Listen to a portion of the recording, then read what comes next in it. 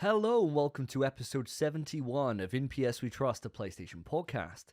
I'm Davey, and joined with me, as always, is the fine wine himself, Mr. Philip Hoy. And unfortunately, not so fine this week because, guys, the king is dead. The king has been dethroned. So I'm going to take this well, and I'm going to say, long live the king. Congratulations, Spencer.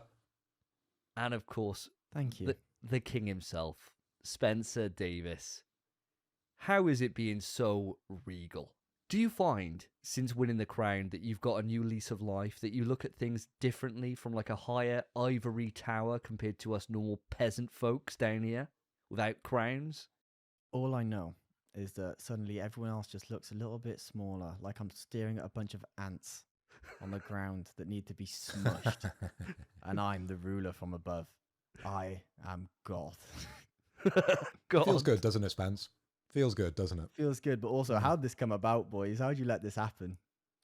It turns out you're just really good at guessing what a video game is when it's in like Spanish, Italian, Japanese, any other language than English. You just got it. And Phil was fucking clueless. So the same thing that resulted Phil was drunk. We Phil was drunk. very drunk. I was very drunk, my friend. Yeah, we were all trashed. But the same thing that resulted in Spencer winning the crown previously happened again. It's just that you seem to fail at listening challenges. So I'll have to rethink my next quiz on episode 80 because you just can't seem to do it. Last time it was the video game music quiz. And Spence took like 5-0, I think, on that. So, but well done, Spence. I enjoy the crown. I'm not salty. I'm much happier with you winning than I would be Phil. You know, I'll just put that plain as day. I can't have him winning 4. 4-2. I can't. That would be back-to-back champ as well. It would be, Yeah. and that's Not never had happened. back-to-back? No, it's not happened. It's not going to happen What is either. the current standings for the king? How many times? So of the you and Open me King? are on 2 each, Spence. Phil is still on 3. So he's Oh, 3 yeah. times. Baby. Yeah. He was the first one to hit 3, to hit a three-peat. I was the first one to make a double, but no one remembers that now as a three-peat out there, does it? So it's kind of just irrelevant. But yeah, congratulations, and I will refer to you as King Spence for the next 3 episodes before I never want to see that fucking crown again. All right? So just the same rules as we gave for Phil. But guys, we always kick off the show with a question, but before we get to that, Spence, you wanted to mention about what you're drinking, so I want to hear whatever story you've got going on. Sure. So basically, last weekend, or was it last weekend? July 11th, July 11th and 12th was Prime Day, which it lasts 2 days. So I don't know why they call it Prime Day. But I really wasn't sure what to buy. I wasted my money and I wasn't sure what on. So I went through all the categories. And the one I settled on, which is probably what you'd expect, was the whiskey category. The liqueurs, as you will. And I just thought, I haven't drank whiskey in a hot minute. Oy. And I thought, what should I buy? So I've actually bought myself a little selection. So what I'm going to do, I've already tasted the one, which I'll show you now. That's the first one I'll show you. All right. It's almost like we should rename this section of the show is not what you're drinking, it's what did you buy on Amazon Prime? Yeah. Because that's pretty interesting, right? It is. This is Glenlivet Caribbean Reserve, which I've already tasted. And it is beautiful. It's got a little cork, a little on the top. Beautiful, very satisfying. A little bit of liquid comes out when you do it, so it's a bit peak, but tastes very nice. Lovely. The other 2, I'm going to show you both at the same time, and I want you boys to decide which one I'm trying next. Okay.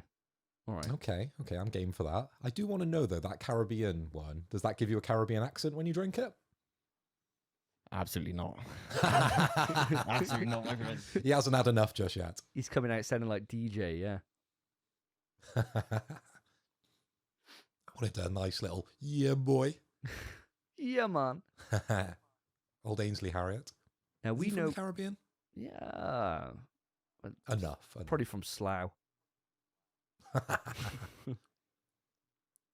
So your options are Jameson's Black Barrel. Ooh. Now, Jameson's Ooh. is my favorite whiskey, but I've never actually had the Black Barrel. I always just get bog standard Jameson's. So I thought I'd like that. He's the upgraded. other one, which I'm probably the most excited to try, where's the front of it? There it is. Sexton single malt whiskey. Look Oh, at that that's a fancy nice- little glass. Look at that bottle. That is gorgeous Yeah. bottle design. Lovely, isn't it? And it's got like a little, if you can see, a little skull and bones man with a top hat on Oh, the top. That's Nice. lovely. And that's like actually in there as well. It's not It's like an it's embossed, is it? protruding. Oh, yeah, I Is it can see it. embossed? Yeah. Yeah. Look at that. That's probably the Lovely. best looking bottle we've ever had on the show, and we've had Grolsch. So, you know, Christ. Very right. fancy. So, boys, it's up to you to decide which one am I going for with a nice Pepsi cherry mix. I want to see the Sexton personally. I don't know about you, Mr. Hoy. 100%, it's got to be the Sexton, hasn't it? It fits Spence's IP, doesn't it? Really, and Sexton. I want to see him by the end of the show look like that embossed skeleton on the top, because Just that's with a what happens crown to you if you instead of a drink top enough of hat. this Sexton whiskey. I'm sure. And I get sex a ton. Right, let's go. And there's the reason he wanted to bring this up.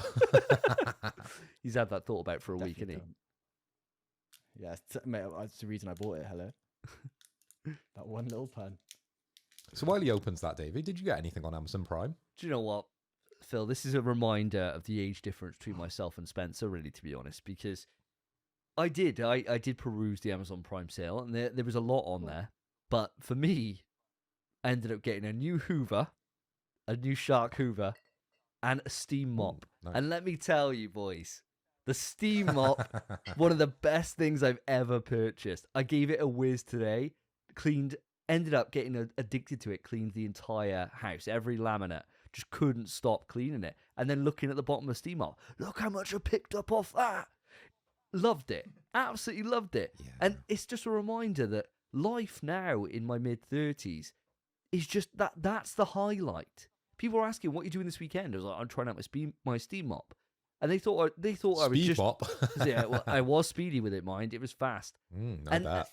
And they were saying, and they were laughing, ha ha ha, good joke. What are you doing? I was like, no, that's seriously my weekend plans. I can't wait to try out the steam mop. And that's been it. That's been the highlight of my entire weekend. So, yeah, class. Great little purchase. Nice. But unfortunately, drinking definitely was not on the cards for me this weekend. That's for damn sure. I'm still getting over the fucking big quiz, guys. Yeah, no more for me. What about yourself, Mr. Hoy? What did you pick up? Well, I actually got quite a good deal, I believe, because a lot of the Amazon Prime deals, I always find that they're not actually a deal. So I use this third-party plugin in my browser called Keeper, and it kind of keeps track of the price rise and fall of the Amazon stock markets for all the different items. And I've got a bit of an extensive wish list going on in the background. You know, these are things that potentially I would want. None of them are must-buys, but something I had my eye on this year specifically was one of the new Fire tablets. They've just released a Fire Max 11 tablet, so I upgraded my Fire 8 to a Fire 11. So yeah, I'll be rocking a new Amazon Fire tablet now, and I've side-loaded a bit of Android on there as well, so I get a bit of joint love on that tablet as opposed to my iOS phone. So best of both worlds now, all three worlds actually. The triple. Apps. Yeah, the triple. Yeah, I managed to get that for half price, which was good, really good. Decent. So I think decent. normally retails about $250. I think I got it for like 100, 120, something like that. It was. Wow. So it's an actual deal. Bargain. That's a bargain. Absolute steal. Didn't link me that one. What the hell? Yeah, he just wanted to be the only one with it. I've got one, you Innit? don't. You know how this works. Yeah, you could drink Outrageous. away your problems anyway, Spence. Give us the verdict on this Sexton then, mate. Sure, I will say it smells absolutely amazing. Oh. I made it really strong as well on accident. That is beautiful. That might Ooh. be my new favorite whiskey. Oh, after one sip. You've heard it here first, ladies and gentlemen. Oh This my God. podcast sponsored by Sexton Whiskey. I one day. wish. I know. That's True. bloody amazing. Well, there you go. Well, on that bombshell, let's move it into the actual question, guys. Now, I saw this on Twitter, right? And I cracked up. And I was thinking, oh, this is so on brand for us. So the question I have, right? You have to survive 20 minutes with one of them for $100 million. Which are you picking? Your choices: a grizzly bear, a tiger, a hippo, or a crocodile. 100 million to survive for 20 minutes. Now, I'm going to set the scene. I imagine these things are going for you, right? They're going to attack you. It's not just like you go into the enclosure and you're like fucking 5 miles away from it, they're going to go for you, definitely. Which one are you picking? Spence, as the king, do you want to answer first on this one? Sure. I think the answer should be relatively obvious. And it's the one I'm obviously going for. Yeah. I would go for the crocodile. Okay, all right. And that's because they famously aren't good at turning. Okay. So I feel like all the other animals, they got the movement. I mean, hippo's big, but they also got the hardest crunch in the world. So it's the case of if he does catch you, it's ropes. It's absolutely game over. Whereas the crocodile, I feel like you can just zigzag enough. If you got enough stamina to get for 20 minutes, and in a life or death situation, everyone really should. I would love to see you try and zigzag around a crocodile. That would be worth the money. If I had the money, Spence, I'd be giving it you now to zigzag around a crocodile. I think it'd go better than trying to zigzag around a tiger or a bear. Sure. I think it's just, for me, it sounds like the most logical choice. And even if I was genuinely given this offer, I would refuse. Do you know, I just Googled it now. A crocodile runs 22 miles an hour. Fam, you're fucked. You're absolutely fucked. And it's naturally armored. You're like picking the only one out of these that's got an inbuilt armor on There's no chance you're trying to fight any of them. The armor's irrelevant. Oh, you're not thinking, oh, tiger, I'll go for the eyes. Don't do this to me. You're not. It's not kill them. It's not beat them in the fight. It's survive. 20 minutes. And that record, the 22 miles per hour, is straight line. What's their turning speed, my friend? I didn't Google that. Let me see if Google has that on there. Can crocodiles I can imagine turn? Spence, you doing one of those backflips over the top of the crocodile like you did at Download. That's how you get away. Exactly. You're twisting, you're turning, he comes to you, jaws open, little backflip over him. Done. That's when he He's not tussling with that, is he? Nah, mate. He's got to do a full 180 then as well. Exactly can't do that. That's 20 minutes. That is your 20 minutes, just turning round. Should you zigzag when running from crocodiles? The short answer is no. You should not. And here's why. So basically, your best thing you can do is just try and run away. Like, just try and get a good enough lead. That's on a sprint is a 22 mile an hour. They can't keep that up forever. Your best thing is just be constantly running and just book it. Just go a straight line, apparently, as opposed to curving round, because they're actually pretty quick at turning. So yeah, don't do that. So we know now Spence is dead, right? He's tried to run away from a crocodile. It's gone ropes. Phil, what would you go for out of these choices? You can, of course, still stick for the crocodile if you're thinking it would be a logical option, but your choices are grizzly bear, tiger, hippo, or a croc. Well, let me start off by saying I'm dead if I'm against any of these, right? And I think I'm probably faster than Spencer in a straight line, but I'm not going to pick the crocodile, and we're going to go round, okay? And for a crocodile, all you see, crocodile, alligator, is those little death grips. They get you and they start twisting round in the water. I couldn't imagine that. And plus, the worst way to die, in my opinion, was drowning. And we'd already covered this. So I don't want to be caught in an alligator or a crocodile's mouth. He's death spinning away and I'm drowning at the same time. I couldn't think of anything worse. Although, we then move on. We've got a hippopotamus. And everybody knows, outside man, they're the deadliest animal on the world. They kill the most people, don't they? That's one of the headline stats of a hippo. They look cute. They move very slow, but if they get you, you're a goner. So you've got zero chance with that bad boy. Then we move up. We've got a tiger. And most of the time when you see tigers, they're pretty docile animals, especially when you see them in the zoo. They're either lying there or fucking. They're the two things that I've seen tigers do. They do nothing until they go and fuck. And it's always pretty funny because they walk around their pride, they pick their prey, they fuck away, and then they just walk back and just sit there as if nothing happened. So, that leaves me with the grizzly.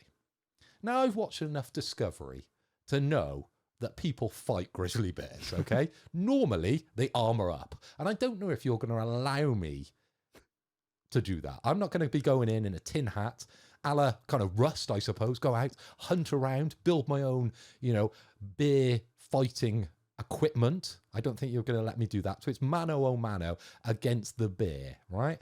Now, I'm probably quite a good climber. Do I think I can get up a tree? Maybe, potentially survive that 20 minutes against the bear. I don't know how high the bear is going to, travel up that tree, unless, of course, there's honey up there, because bears obviously famously, they go up there for the honey, don't they? They do, I've watched enough Pooh Bear back in the day, but he's pretty clumsy. He falls down, doesn't he? We've all seen the clips of bears falling out of trees. It's hilarious when that happens because they're big hulking beasts and the tree, unfortunately, cannot hold their weight. So my only way out of this, I think, is to get up that tree. I'm obviously weigh quite a lot less than this bear, so the branches will support me. But when he gets up there, he's going to be slip sliding down, isn't he? And I'll get up there, I'll get that honey, and I'll tip it down the tree. So it'll be like a cartoon. He'll be trying to get up the tree, and it'll be, ooh, and then he'll fall straight down. So in your face, and I'll be up there, like that, tipping him a few bucks. I'll be like, 100 million? Have five. Have five. You can buy some picnic baskets with that, because you're out. That's 20 minutes and I'm gone. That's who I'm picking. All right, that's wild. You've picked the grizzly bear. I thought that out of all these creatures, right, the one I definitely would never fuck with is a bear. Like when we were talking about which animals you could take on, bear didn't even remotely come in the discussion because it is ropes. They run faster, they climb quicker, and if it can't climb up the tree, it will just break the fucking tree down. If it wants you, you are gone. I've seen Revenant, bro. I've seen what it does to Leonardo DiCaprio. I ain't built like Leo. Mate, and you certainly aren't. You would get ragdolled around by that grizzly bear within 2 minutes straight. Garrett, I've been going to the gym lately. Yeah, that's hurt me, that has. Oh, Jeez. That bear would have you like a fucking salmon, mate. No chance. You would not survive at all. Salmon right into his mouth. Yeah, it would. Salmon. I think out of all these choices, right, the crocodile on first glance is the one that you think, yeah, definitely the crocodile, right? But then again, as I've mentioned, they're armored and their eyes aren't that big. Now I'm thinking 20 minutes, you definitely can't take anything in with you, but you've got stuff around the environment, right? So like, as you said, Phil, if for any reason you got prep time, like a Batman-esque prep time in this, and the bear hadn't smelled you, you're downwind, you could probably build like a little stick or something to poke the bear with, right? Or to I built a ladder, mate, to get up that tree. I told you. Yeah, true. The only way I'm going is up. Now, what I'm thinking is that crocodile or a hippo, you've just got no hope in the water. Like, literally no hope, right? A tiger, I know they like the water, right? They like going in, but I can't imagine they'd be that agile in water. So all I'm hoping is that you can find a bit of water and swim out into it for 20 minutes. And sure, 20 minutes swimming is a lot to ask. But if it's 100 million on the line and I got a tiger on my ass, I'm going for that. I'm going for that money. And what I would do, this is my plan. Tiger's swimming. I'm swimming too, right? I duck down. And then I swim really fast up and just underneath it, like just pummeling it from underneath, into the chest. And at some point, something's got to give. And that tiger, he's just going to fuck off, I reckon. I love how he bends the rules, Spence. And he always goes back to the eyes, doesn't he? Always mentions this, I'll poke him in the eye. That's always the weakest part of them. But I didn't know you could choose your setting. So you're saying you would fight the tiger in the ocean? Well, of course. Fucking course, mate. If you can survive swim for 20 minutes, you'll beat most of those. I don't even think the hippo or the alligator's going to last in the ocean. Well, that's like me going, I'll fight the bear in space. I've got a spacesuit on. Oh, fine. Yeah, I'll fight you on the moon, mate. That's where I'm going. I'm thinking it's India, right? So whenever you go to a tiger enclosure, they've always got water there because they like having a little splash or whatever, don't they? They love it. They absolutely love it. If we're talking grassland, fuck me. I mean, how the fuck, you're just fucking gone, aren't you? I mean, even with me being as positive as I am about our chances with the different wildlife, where I think I could take on a wolf, no problem at all, mano v mano. A tiger, bro, it's ropes. It's ropes. I think out of all those choices otherwise... And just to nip in here, Davey, you've got terrible hay fever. Imagine you in the Serengeti. Oh, maybe, but well, I don't know why a tiger's doing in the Serengeti, but whatever. But yeah, you're right. We can choose our setting. I'm in the Serengeti with a tiger. You're in the Serengeti with a Bro, if tiger, I can choose and you're my dying of setting- hay fever. Bro, if I can choose my setting, I'm taking a tiger and I'm in a military barrack, bro. I'll With a use gun, my yeah. environment. Trust me. I think if it's got to be in a fair fight situation, and I've got nothing else, I think the animal I've got to go for at that point. None of these are a fair fight situation, my friend. I think, do you know what? I'm going to break the mold here. I'm going to go for a hippo if I can't Wrong. do it. And what I'm going to do is I'm going to use my strategy of Phil's building a ladder. I'm building a saddle, bro. I'm jumping Get on on his that thing. I'm riding that Bronco because it can't turn around and get me then at that point. If I can somehow get on it, I'm set. Do you know how tall hippos are? You think you're going to build it, not only get a saddle on it somehow, but also actually climb on top of it? I reckon I'd leap onto it, mate. Yeah, I reckon it'd be Leap like a from running where? the ground, mate. It would be just like one of those like jumps that people like, right? You know, like CrossFit people where they can jump up. It'd be like that, bro. Adrenaline would be pumping, and I'd be straight on its back. And then What's you've your got vertical, mate? inbuilt. Oh, mate, I haven't tried. I haven't had a hippo chase me, mate. I'm waiting till the time. But it's got those little tiny ears, doesn't it? So you can hold on to those while you're on the back of it as you rag it around. And the only thing, it probably isn't smart enough to think about diving underwater for 10 minutes, which they obviously can do, and I can't hold my breath for that long. But I'm hoping it won't think about that. I'm thinking it would just be so distracted by the fact a grown man is riding it and has tamed it at this point. Within 20 minutes, probably tame it. Tamed. yeah, I reckon. He's taming it. Yeah. He's the hippo whisperer. But Yeah. Davey, there's only one thing that's happening when you're going to do your little CrossFit jump, right? Your star jump onto the back of a hippo. He's going to turn around just as you jump and go, gone. Yeah, it's a very real possibility. But for 100 million, I'm going to take my chances, boys. I'm going with the hippo, and I'm going to walk out of that, and they'll be like, holy shit, he picked the worst one to pick, apart from the bear, and he's coming out riding it. What a stud. And nobody would say shit. That would be a Facebook profile picture right there. Walking out with this homemade saddle on the back of a hippo, lads. But yeah, that's the plan. I don't think it would go very well, but No. we'll put it out there. I think you'd last about 32 seconds. Yeah. I imagine I'd go for the jump and then like pull my like muscle in my leg immediately. And as Phil said, I wouldn't even like land in its mouth. I'd just kind of like roll over in front of it, and it would just like step on me. Wouldn't even just give me the honor of biting me in half or whatever. But anyway, we never know. We'll never know. If someone comes up with the offer, we'll run it for real life. See what happens. No, we won't.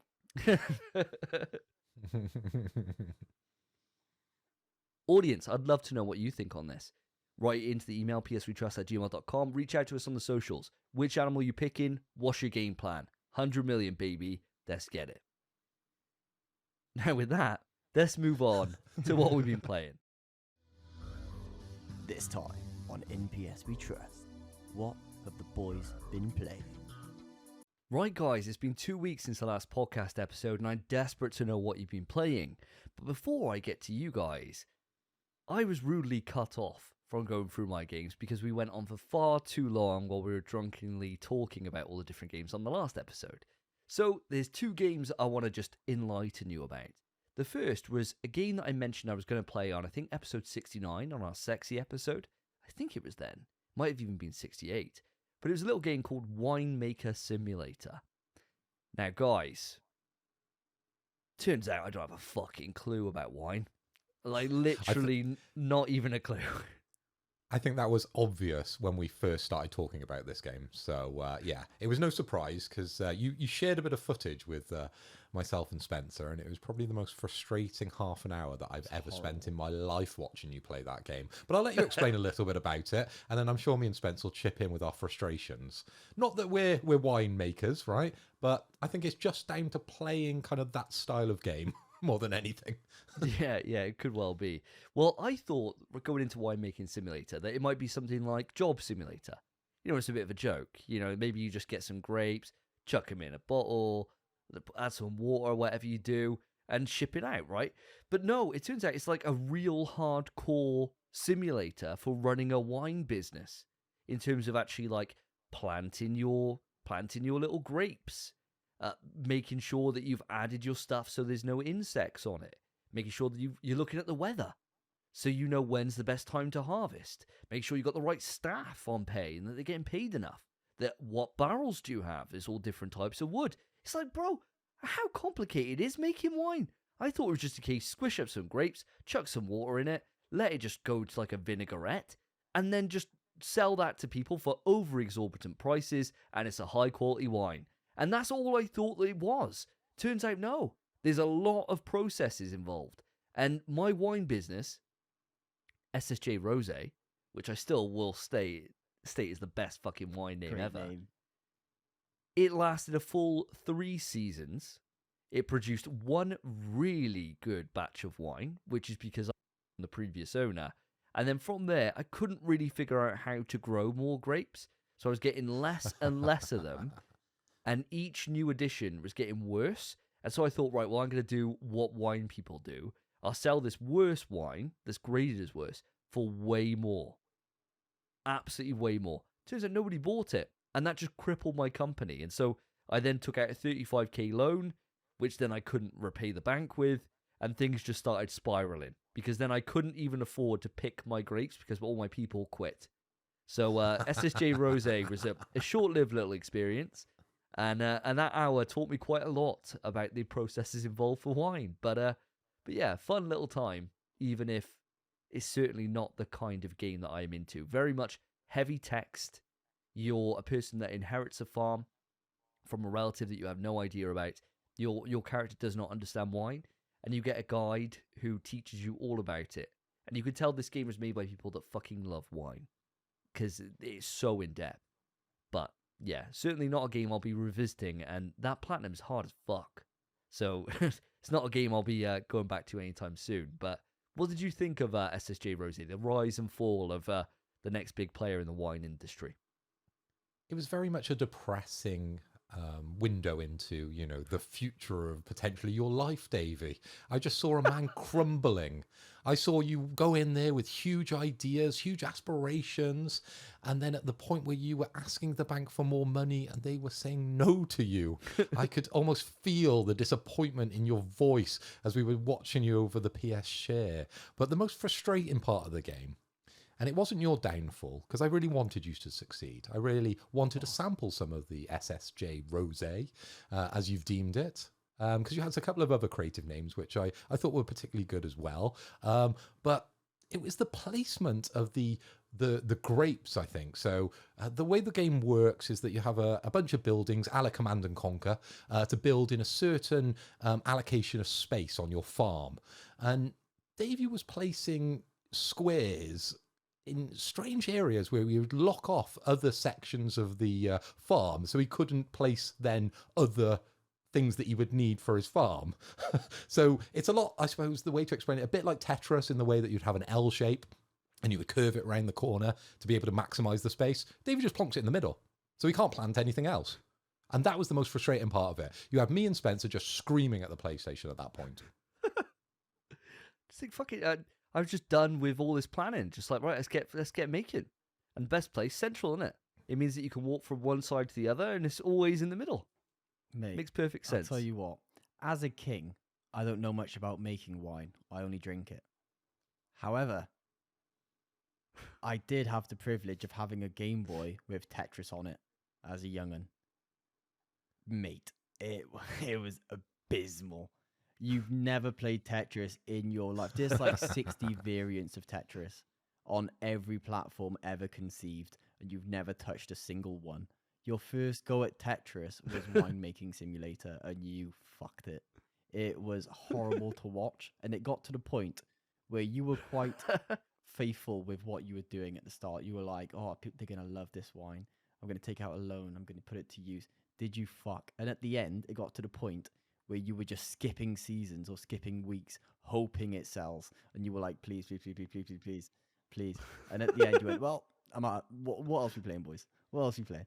It went downhill so fast. Just go play Tetris. Just do yourself the favor. It's a great game. But it was funny because he failed on the most basic part of the game. It wasn't all the complexity of making wine and all the different things that come along with it. He just failed at the placing of things within his farm because you couldn't place other parts of the farm that you needed to build within the allocated space. Failed. Turns out you guys are on something here. I'm pretty shit at Tetris, to be fair. I'm all right. I can get through the first few levels, but I certainly ain't played it for hours on end. That's for damn sure. I just kind of get a bit impatient, just want to chuck stuff in, and then the shapes don't come Never up. seen and the I think, rocket well, ship then? the game's fucking me over. No, absolutely not. Absolutely not. I'd get nowhere near past first few levels. But yeah, that's why I'm making Simulator. It's on PlayStation Extra. If you guys are into your wines or into your simulator games, check it out. It's certainly not for me, but it's nice to have it in the service, and it was a good laugh. I certainly would prefer to go back to Bass Championship fishing any day of the week, but we'll see what's in the extra games on this episode, which Spence will bring in later on, and I'll see if I can find a new nugget, a new little game for me to be able to play for the next episode. But speaking of PlayStation Extra, there was another game that came up in there. Peppa fucking Pig. Now, Peppa Pig, when we first heard about this game, right, and it was coming to Xbox, we were all gutted about it, right? Now, I'm a father. I've got a 5-year-old, huge into Peppa Pig, absolutely massive. We're going to Peppa Pig World in a couple of weeks. We love it. So, going into this, I thought, right, well, me and my son, we can play this together. The game is pretty goddamn basic. And even my 5-year-old got bored about half hour in. But you know what, guys? I didn't. Ooh, that's a platinum. Platinum in the bag, baby. Played the game through, picked up on all the little references, all the little things, all Miss Rabbit driving everything, driving every helicopter, every bus.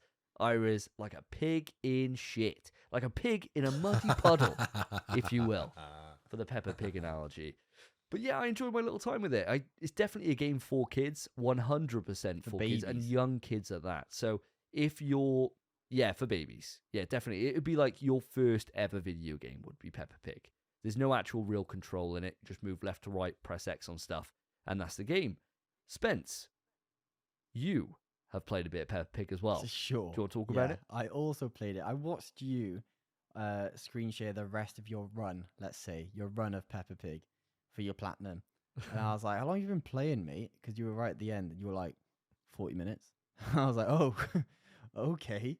So then one day where I had nothing to do, I chucked on one of our episodes, actually, listen to us on my other screen, and just had Peppa Pig on whilst I was playing. And my mum walked in as well whilst I was playing. It was like, are you watching Peppa Pig? Oh, and worse, I'm playing. Yeah, I was like, it's like a dirty secret.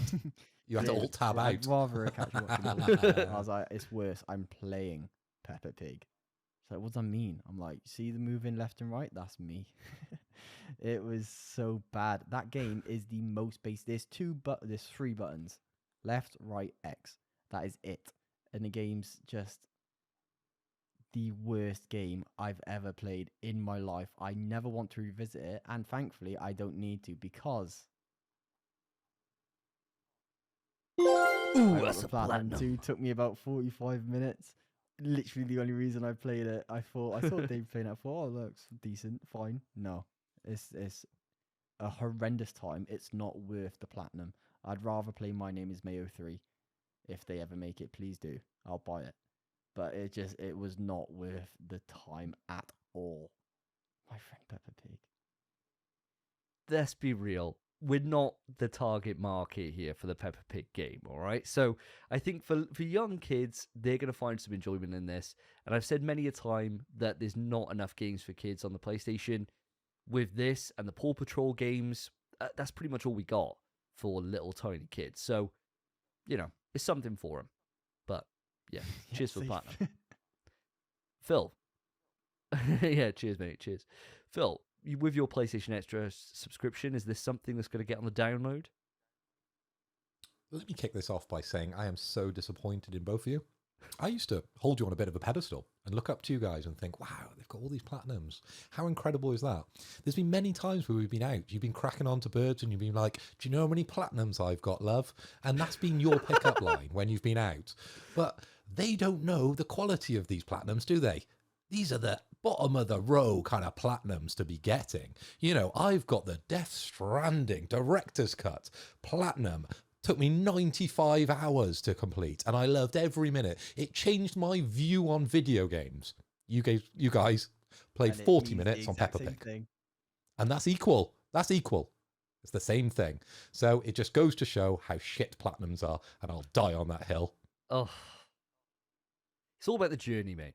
And I learnt how important it is to go to Potato City and to meet Mr. Potato and earn that platinum. And so that's well worth my time. Well worth my time. But enough on Peppa Pig. Spence, you and me a few weeks back, we're talking very much throwing it back here on this. We played the X-Defiant beta when it came around, and I think while we were drinking, we just didn't really cover this off on the last episode, so I think it's worth having a discussion about it, especially as quick news a couple of episodes ago, we were very excited about this beta, and it was going into our Shag, Marry, Kill lists and everything else.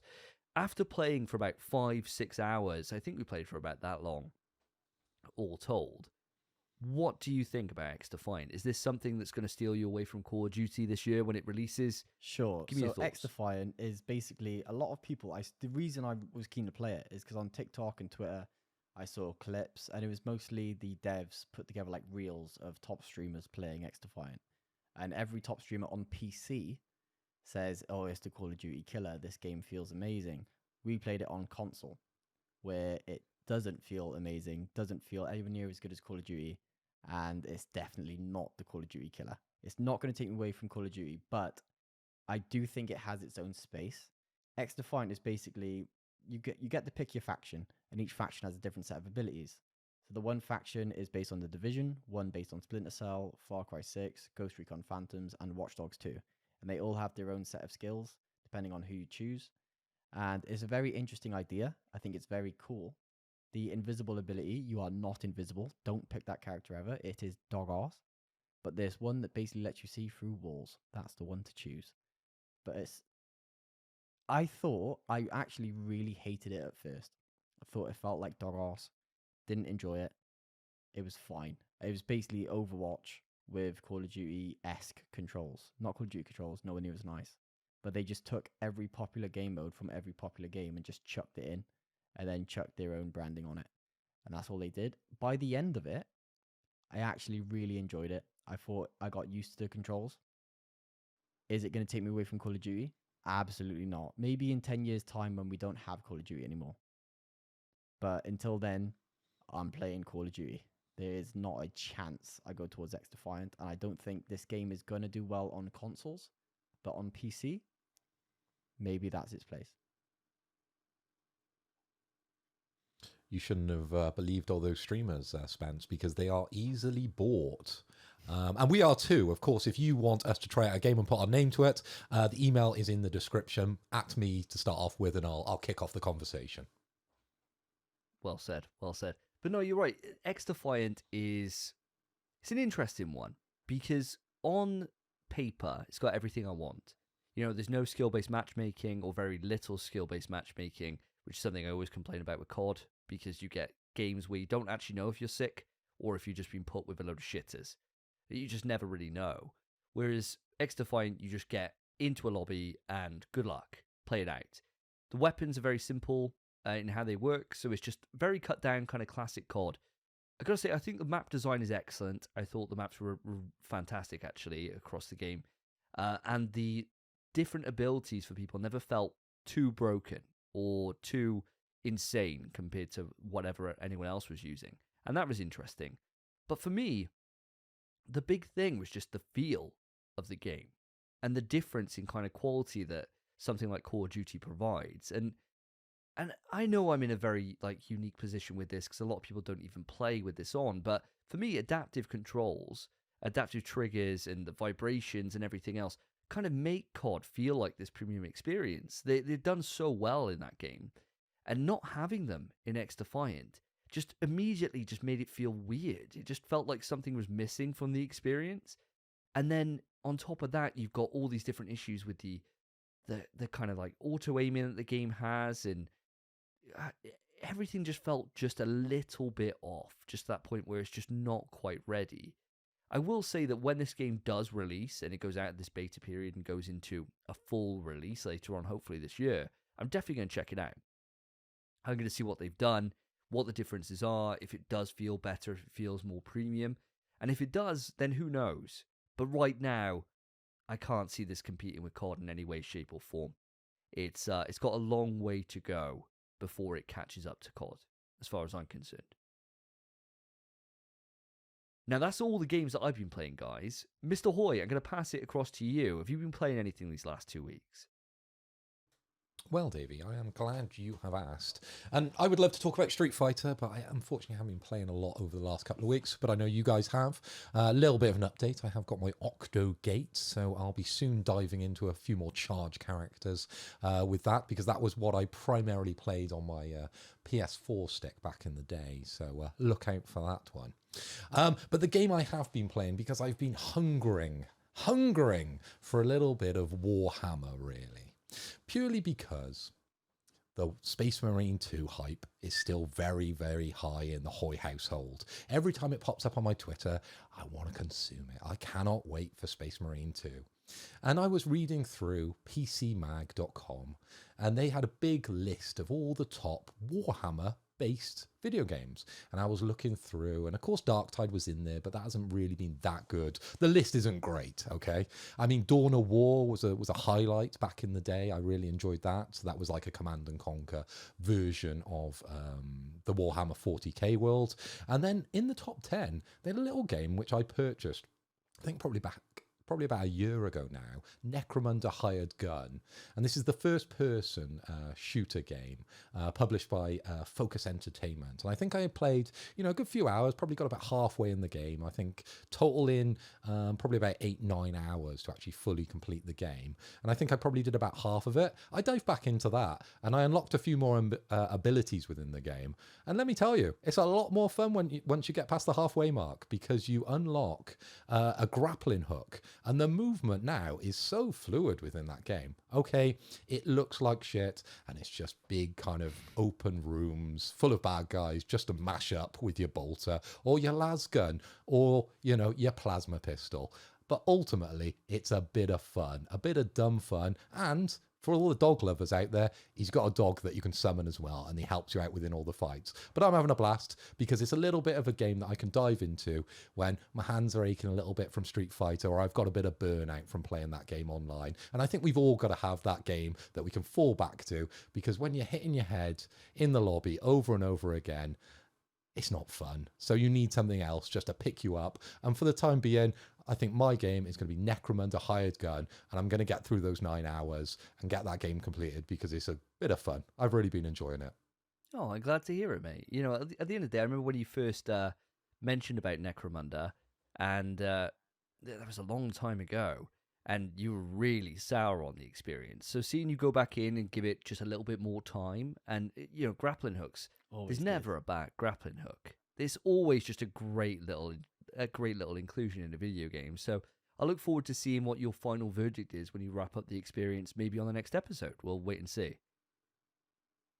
For sure. You've always got to give games a second chance. I mean, Horizon famously was a game that I started playing, didn't enjoy when I first started, and now I would say it's one of my favorite IPs. So always give a game a second chance. Give it time to just, fester a little bit and grow. And then if you get that urge to go back, dive in, because I think this game's going to grow in kind of my opinion of it.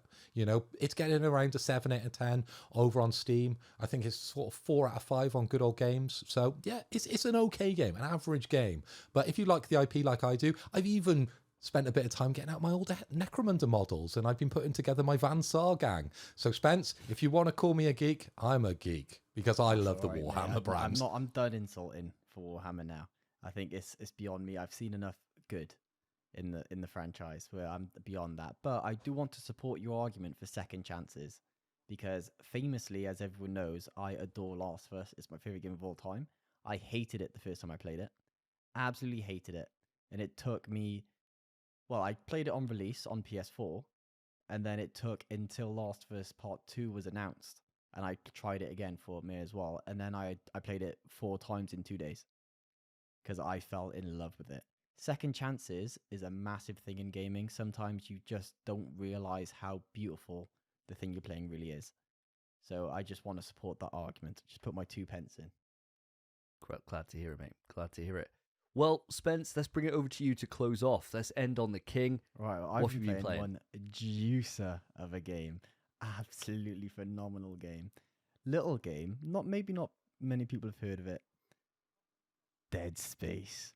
Oh, what a game. Davey, mate, before I go off about it, I'm sure you've got many questions. What's your first? Spence, you're coming to this quite a bit later. It launched in the January. What kind of kicked you up the arse to get and play it now at this point in July? Sure. So basically, as people probably know from the last episode as well, I've kind of just kicked myself in the arse in terms of playing the games I want to play. Because I've had a long break of gaming, kind of, where I've been playing with you boys, but not really playing any single player experiences. Then last episode, I beat Last of Us. I beat something else as well. I already can't remember what it was. But I beat 2 games in a very short period. And then straight off of that, I've gone to Dead Space. And I'm kind of kicking myself into gear and reminding myself just how sick gaming actually is.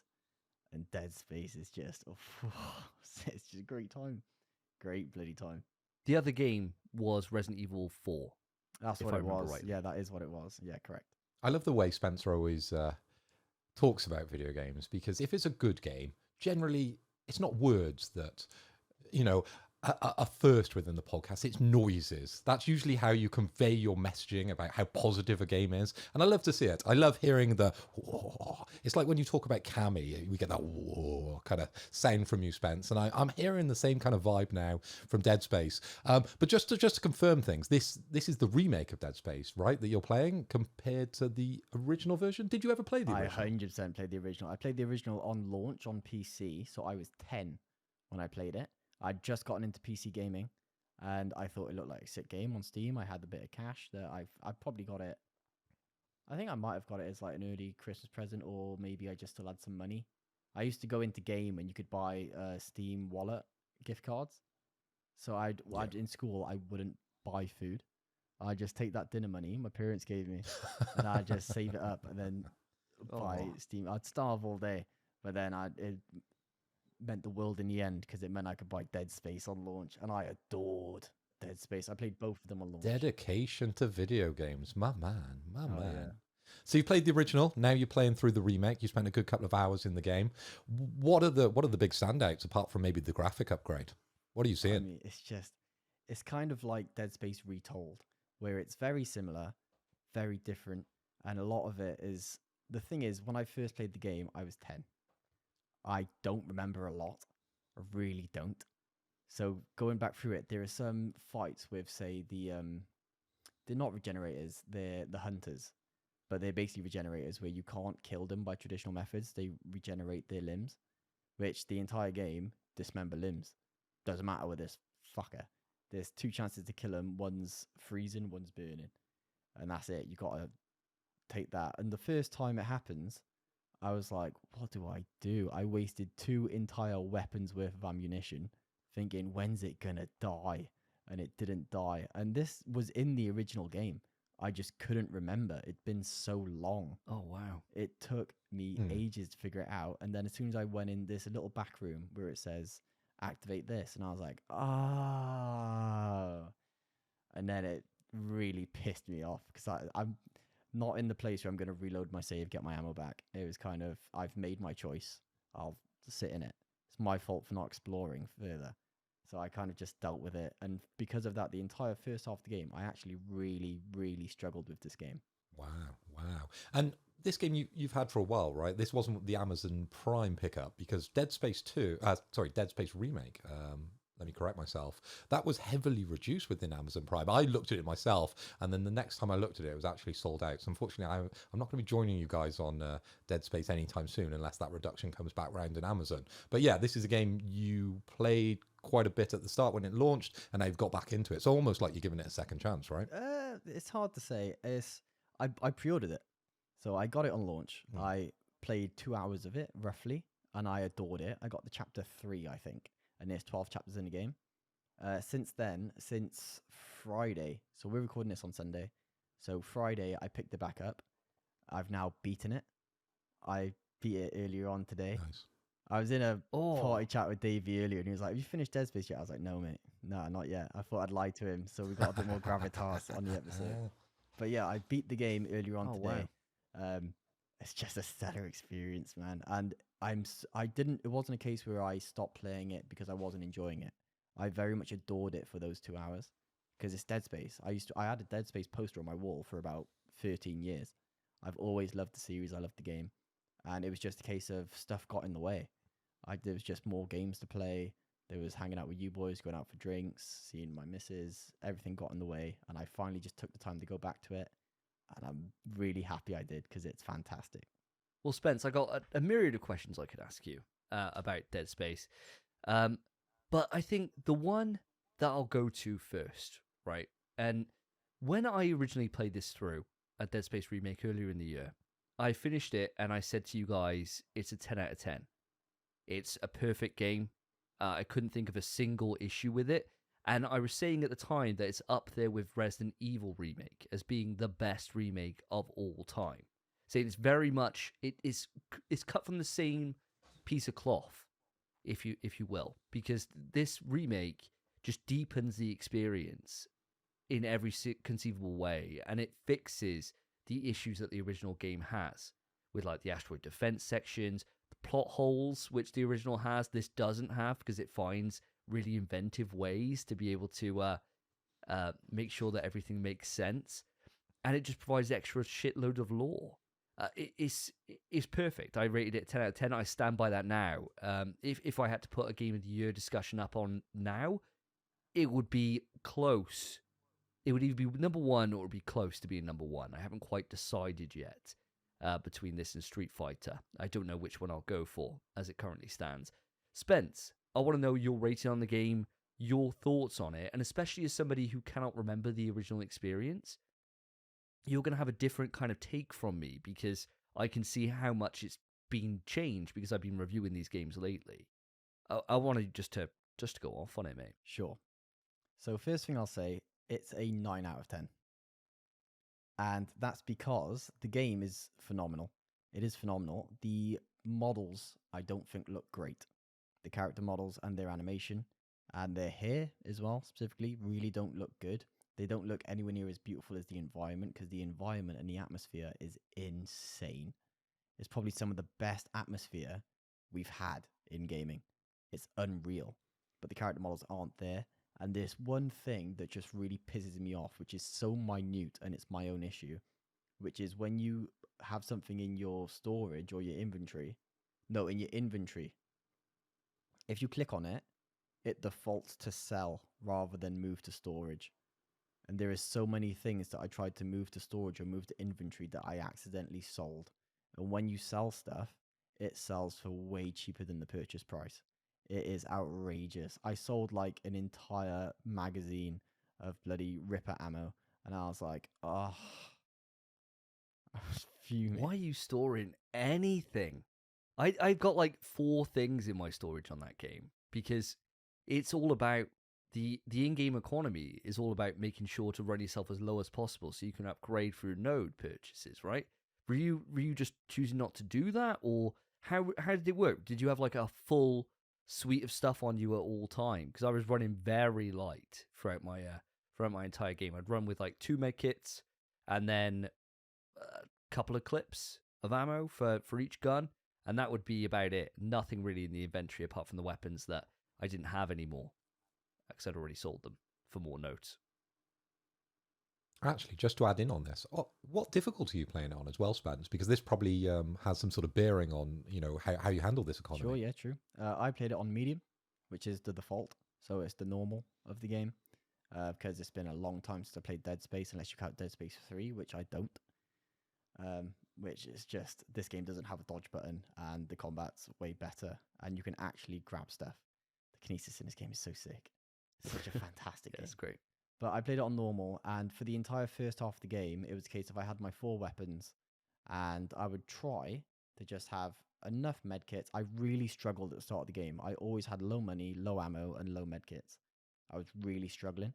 And then beyond chapter 6, 7, I would say, I had 150 ammo for each. I had 60,000 credits, and I had 3 small med kits, 2 medium, 1 large. And I never struggled again. For the entire rest of the game was an absolute breeze. It was insane. I think this game is scarier than any Resident Evil other than, in my opinion, Resident Evil 2. I think that's the scariest one because of Tyrant running about with the footsteps, haunting, absolutely terrifying. I think that's the scariest one.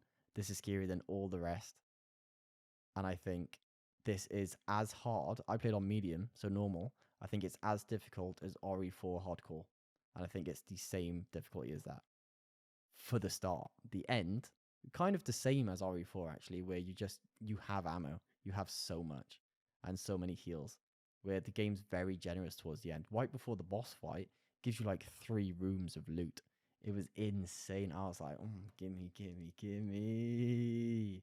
It was beautiful. But I'd go to say, I think it's my second favorite survival horror game of all time. This remake. Wow. Huge praise. Yeah. Huge praise. Yeah, I think for me, looking over the experience now, this game is very important to note that it has an AI director in the background, same as Resident Evil 2, same as Resident Evil 4, and so it means that our experiences will be very different. The way we play, our ammos, everything else, how we're breezing through. I didn't have a death for a long time in that game, and it's probably because I've just been playing a lot of Dead Space. Right, I played it on medium. I didn't have my first death until quite far in. But then as soon as I started dying, it was bad. Because I put myself into a position where I was very low. I was relying on kinesis for everything. So I'd destroy one arm and kinesis that, get that another arm off that, and I'd just be using that in rotation. A lot of kinesis throughout the entire thing. So I could sell more ammo off, so I could upgrade even more, so I could start leveling up my air, so I could start leveling up everything across my entire suit. And I put myself into a position where enemies weren't dropping an arm in 3 or 4 hits anymore. Now the AI was like, this guy's doing well. Now it's going to take like 8. Yeah. Or it's going to take a contact beam. And I was like, holy shit. And then at that point, I was like, right, now I've got to really play well. Because now I've really spent myself down. And it got to a point then where I had to change my tack because I was like, I don't have enough to do this. I was having to use fucking melee at one point. I was like, I've got nothing left. And I then had to start selling like stuff that I would have kept, like other weapons that were just in the stash, to be able to buy ammo, to then restock, and then just re-go about how I slow down on my upgrade route to be able to find success, right? And I found that entire journey just so good. And that's why I love an AI director and stuff, because it means that even if you're really confident going in, that confidence will soon get shattered. Yeah. And every single vent you come past is gonna burst. And it's gonna burst with a necromorph. And you open things up and there's no loot in there. And it just forces you to just be alert, to be constantly aware of your surroundings, to go into a room and to scope it before you go anywhere, to be like, where's vents? Okay, all right. Yeah. I'm potentially gonna have these. And you run past a vent and nothing breaks. You think, oh.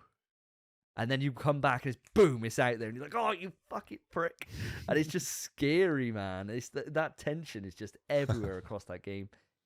What an incredible game. Now, you've played 2 remakes this year, with this and Resident Evil 4 remake. Is it safe to assume then And that Last of if Us. Dead Space coming at your number 2? Oh, and Last of Us, of course. So 3 remakes this year. Which one would you say so far has been your favorite? It's not even close. It's really not close. It's Dead Space is number 1. Then it's Last of Us. Then it's RE4. I think it's really not close. I mean, Last of Us is a biased choice because really you get the exact same experience playing the remaster. It's just prettier. Whereas RE4 is actually just a better game than the original, whereas Last of Us Part 1 kind of isn't. Because it didn't need to be a better game. Because it was the game, which is my favorite game. So it's biased. Realistically, in terms of remake level, I think it's Dead Space, then it's RE4, then Last of Us. But I have my own personal choices which is last for second. But Dead Space is just, it's like you were saying with the way the AI works. I used the pulse rifle for the entire start of the game. By the end, even those little fuckers with the 3 tentacles to come out and they spit at you, an entire pulse man wouldn't take that out. I was like, oh fuck, I've got to switch my tactics. And it got to the point where I was like, oh, better switch to my plasma cutter, which I didn't use at all at the start. Literally didn't use it, and actually start dismembering limbs. Because the game was quite easy. Well, it wasn't easy, but it was different. And I had to switch. I just had to switch my mindset. Spence, I would love to sit and talk Dead Space with you all goddamn day. But we shall do that off the podcast. Let's move it on to quick news. Quick news. So, boys, we have made it to quick news. And the subject of today's quick news, and we're going to be doing some impressions, and we're going to be doing impressions of UK advertisements, okay? So they're the things that happen, the little taglines that we all know that stick in our mind. And I'm going to come round to you first, Spencer, and I'm going to nominate you Sillet Bang. I want your best impression of the Sillet Bang advert before you give us your quick news. Let me have it. Sure, my friend. So actually, I used to say this all the time when I was a youngin' playing Call of Duty. I don't know why. It was like a little catchphrase I said to myself. I'd kill someone and I'd say bang and the dirt is gone. And that's what I'd do. Built us up, but, you know, execution. Quick news. Street Fighter, our beloved, has sold over 2 million units, with Rashid releasing at the end of this month, July 24th. Boys, 2 million units. I remember we were talking about this not long ago. They sold 1 million and we thought, wow, that's impressive. They've doubled it. And they're already releasing the first DLC character after a month and 22 days of the game being out. So soon, lads. What a fantastic game. This is Capcom be praised. You beautiful, beautiful studio. I think, tell you what, they deserve this crown. I'm going to wear it. I'll wear it in honor of them. But they're the real kings. They're the real kings. Boys, what do you think of this 2 million units sold? What are your thoughts? Well, I'm going to answer it in the words of the king.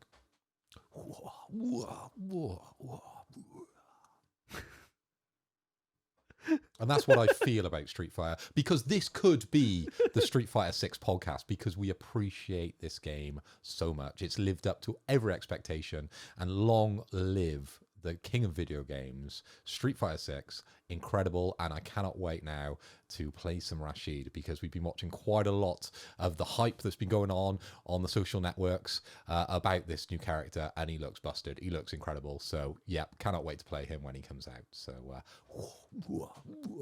fucking cracked.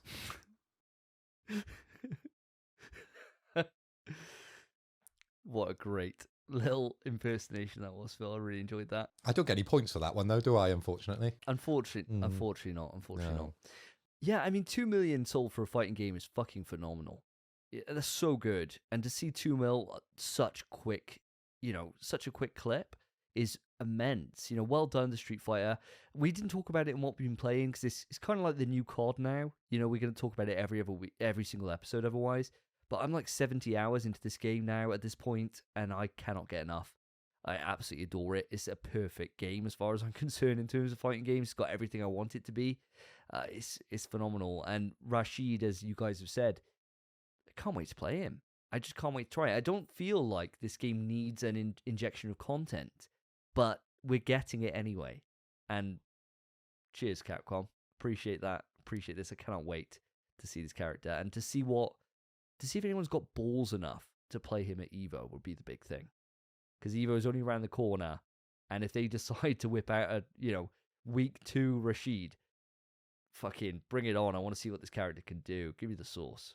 Hell yeah. I actually think he's going to be quite common at EVO, because no one's going to know that matchup. So I think a lot of pro players are going to pull out some rando week 2 Rashid, and I myself, I'm not going to play him, because he's not, a well-endowed female character. It's the way it goes. I can only play. I got a certain archetype, let's say. And if it's a charged character, if it's a normal character, doesn't matter. Depends how she looks. Oh, baby Cammy. Oh, God. But schmoving very quickly on. Phil, as you pass to me, I'll be going ahead to SSJ Davey. Now, mate, my UK-based advert for yourself. I'm going to be choosing Cadbury's Chocolate Orange.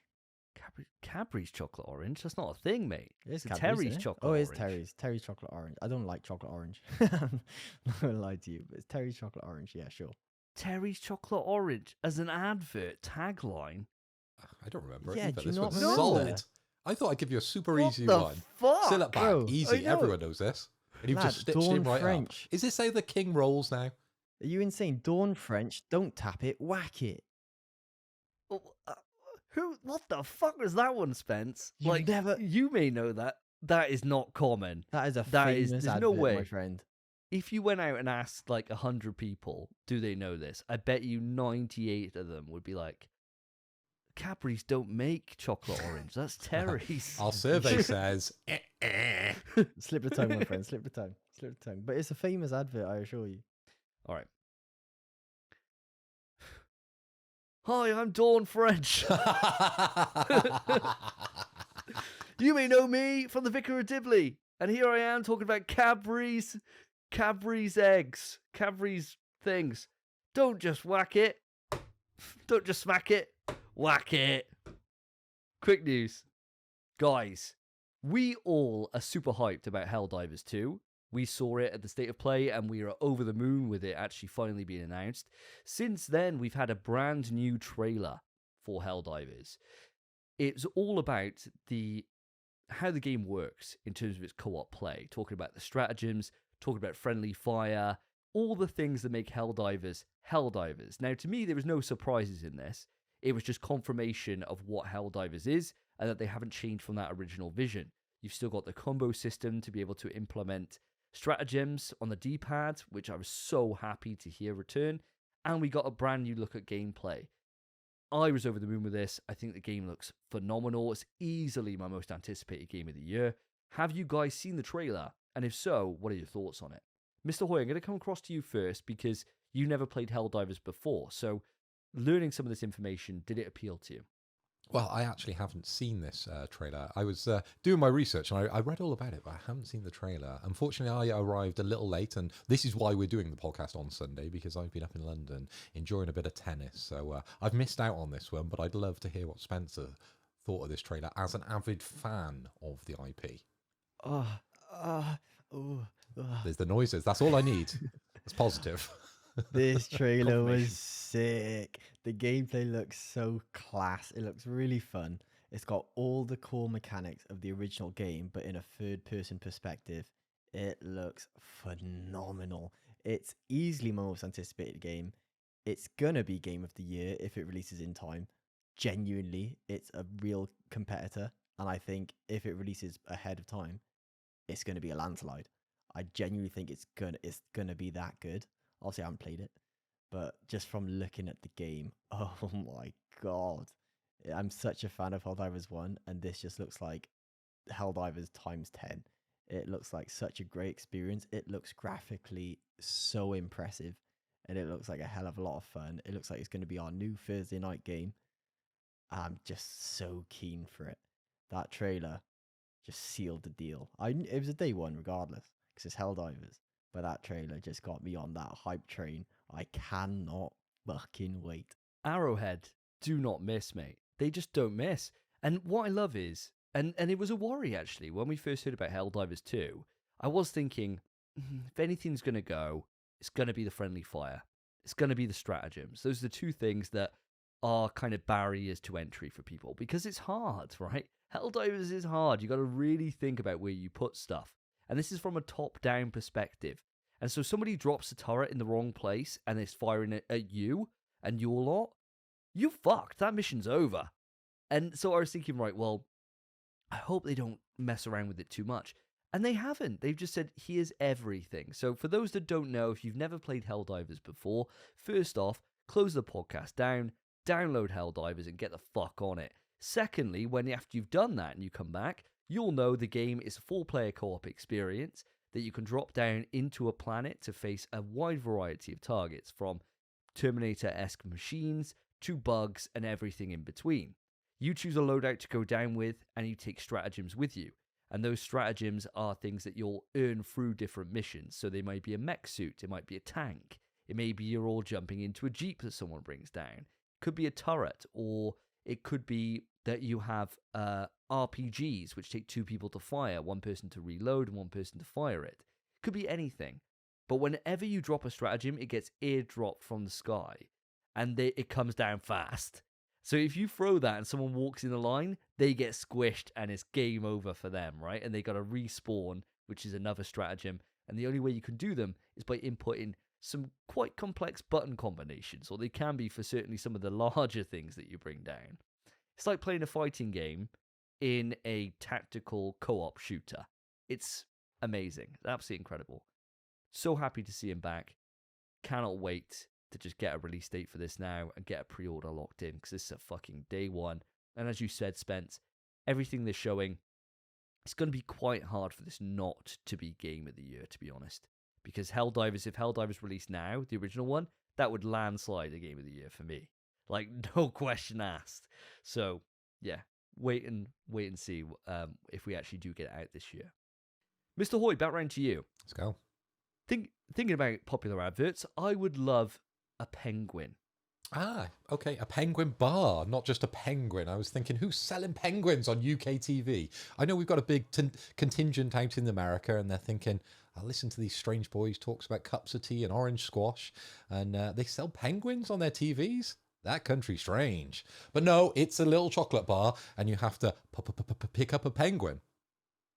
Quick news. And we've talked a little bit about EVO. Davey's alluded to the fact that Street Fighter 6 is going to be at EVO, and we've got the numbers of the people that have registered for this tournament. So this is the biggest fighting game tournament in the world, held in Las Vegas, and we are regular viewers. Never been out there to see it. Would love to. It'd be on my bucket list of gaming activities, I suppose.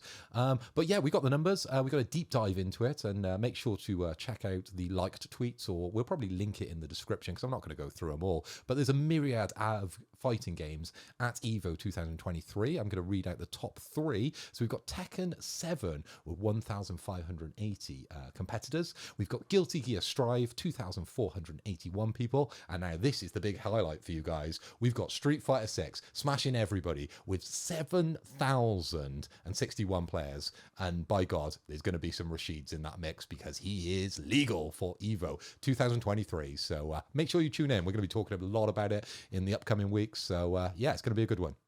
Right, moving back round to Spencer. And I'm going to give you another easy one, I think, with this one. I'm going to take it back. It might be an older advert than I think probably you'll remember, but I think it has been on TV again and again and again, because they haven't really moved past this idea.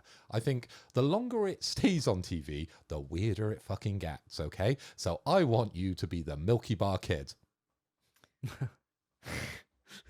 The Milky Bar Kid is strong and tough, and only the best is good enough for me. I don't know any more than that. I haven't seen a Milky Bar advert since I was like 8, but it was on a lot at that time, so that's all I remember. So that's all you're going to be getting. Quick news. Where's my news? There we are. Another juicer for me, ladies and gentlemen. Our Lord and Savior, Neil Druckmann, is now president of Naughty Dog. Somehow.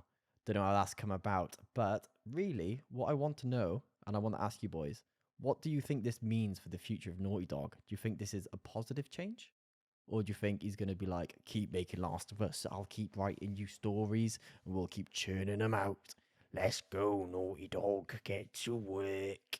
What do you think this is going to mean for the future of the studio? I think this is really good news. You know, Evan Wells, who was there previously, was there for a long time. 25 years in that position is a hell of a lot. And I think if one thing's for certain, Evan kind of stepped aside and let his team and his creators to create and to make new things. And I think that's what Neil's going to end up doing. I think this means that Neil's going to be stepping back a bit from the kind of day-to-day stuff, and he'll be doing more of that kind of oversight role. that a president would do. It means he's going to be busy as hell with just doing, the running of the company, right? And he's not going to be there. I imagine he's not going to be the person that's going to be writing the, Last of Us 4 or anything like that, right? I can't see that happening. But what it does mean is that these people that are in kind of more junior positions, or they're in a senior position, but they've never had that crack at, pitching a game and coming up with their own unique thing, they're now going to be given that opportunity. They're going to be the ones that will come through. And I think this is a way that we'll see that new talent come up with brand new IP, new ideas, the same way that Bruce and Neil did for The Last of Us. We're going to see things like that coming from this new generation, or this kind of talent that's sitting there within Naughty Dog. And I think that's really exciting. So that's what I'll be looking forward to. And at least someone like Neil, in charge, he's got a track record of just banger after fucking banger. Going from Uncharted 2 up to this, up to The Last of Us. So, he can't fucking miss as far as I'm concerned. And for me, I got to agree with Davey. Got to agree with everything you're saying there, because this is very posy optics here, bringing this name into the C-suite of Naughty Dog. Because generally we look at CEOs and we look at the people at the top as the bad guys, the white, somewhat perverted level. They're there pulling the strings, but they don't really do anything for the gamer. Now we've got a guy that's got a high reputation in the customers' minds, and he's now going to be pulling the strings. So I think this is a win for everybody, but we'll just have to see how this plays out. Hell yeah. I think it's definitely positive change. I do think he's still going to be writing, because I think Last of Us is his baby. I don't think he's going to let anyone else write for it. I think Last of Us, although it's a massive success, I think it's also a passion project for him. And I think chances are he might be more vocal to ideas, kind of like how he was with the show, where they changed it to a hive mind kind of thing. But I think he's definitely going to be still the head writer, or at least going to be overseeing the fuck out of that game, because that's definitely his game, hands down. But I do think it's a positive change, and he's someone who, sure, we have our, it's hard to compare. I was going to say compare with Jim Ryan and Phil Spencer, where you just know them as the presidents. You don't know them from their past in gaming. But Neil Druckmann's kind of got a legacy of just, like you said, Davey, banger after banger after banger, writing my favorite game of all time, one of my favorite shows of all time, which I just bought on 4K Blu-ray Steelbook. Oh, Neil, thank you for that one. I think it's a great change, and I'm hoping it doesn't lead Naughty Dog into a Last of Us centric future, because obviously, sure, it'll bang, but Naughty Dog has so much talent where they could do a lot more than just that one title, and I hope that's the way it leads. I mean, what's interesting is that let's not beat around the bush here. Neil could go anywhere he wants, right? And he could be vying to follow in kind of Herman Holst's footsteps and to move on. Herman Holst obviously came up managing Guerrilla and then went on to join the upper echelon of PlayStation management. I'm sure that Neil could do the same if he wants to, but being such a long time in Naughty Dog and having that be kind of his place he's come up, and he's found his career and he's found his success and everything else, it must be kind of fulfilling in a way to be able to take over that studio and to see and to shepherd that, and he must feel a lot of personal responsibility to do that.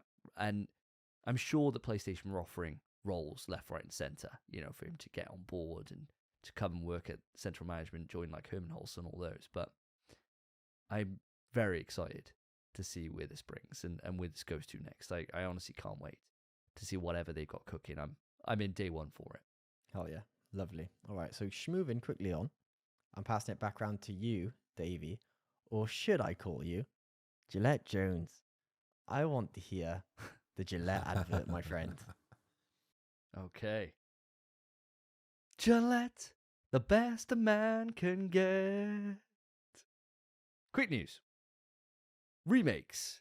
They're everywhere. Top to bottom across our industry, especially in the world of survival horror. Well, guess what, guys? We got a brand new one. Clocktower returns. Now, for those of you who don't know your survival horror, you're probably thinking, Clock the fuck tower? What's this? Well, Clocktower was a point-and-click adventure game that was released in 1995, I believe. Now, I'm on Wiki now for this, because this is even predating my knowledge. Now, I know about Clocktower. I've never seen it. I've definitely never played it.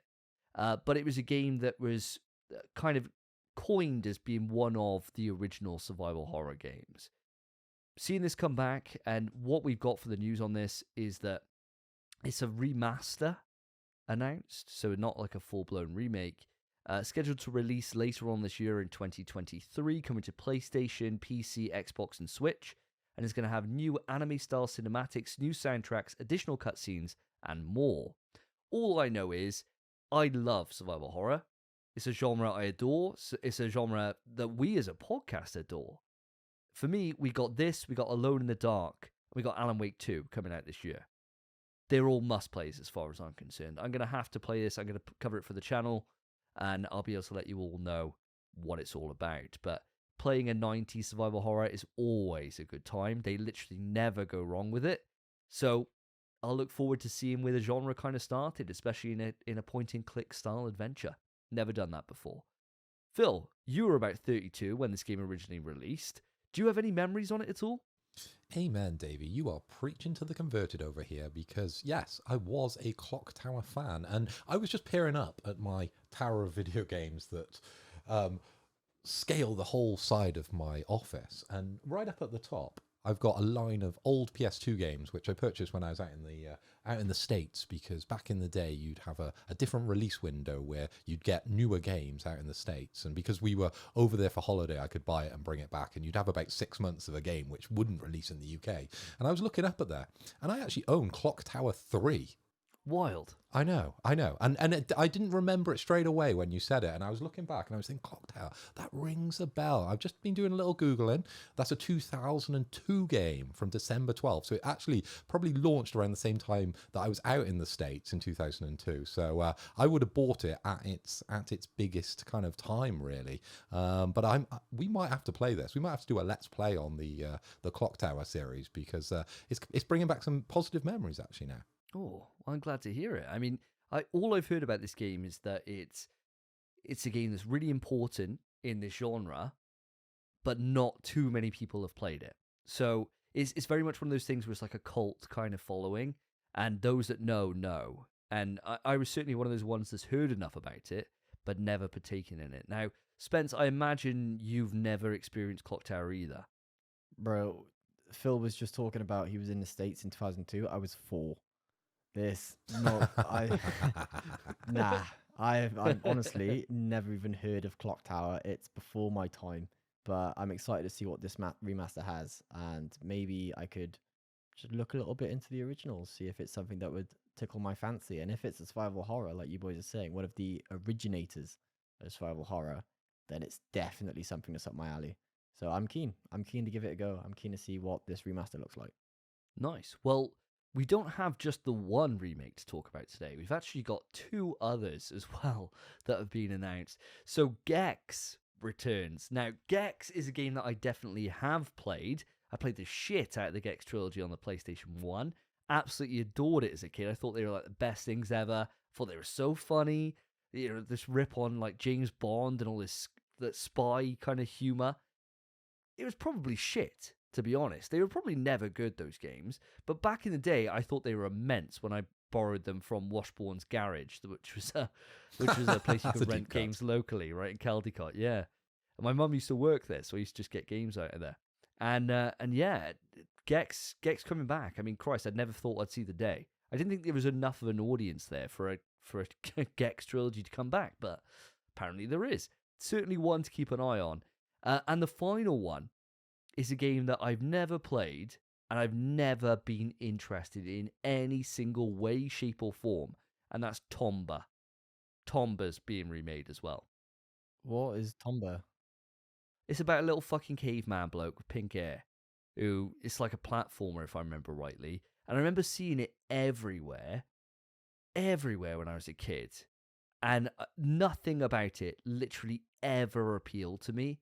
And it just looked like the kind of game that you'd get for Christmas, and you didn't ever want that game. You wanted Colony Wars or something. And instead you got Tomba. And that's the only reason that anyone would ever have this game. But for some reason, people are banking big on Tomba coming back. I mean, does anyone have any positive or negative memories on Gex or Tomba?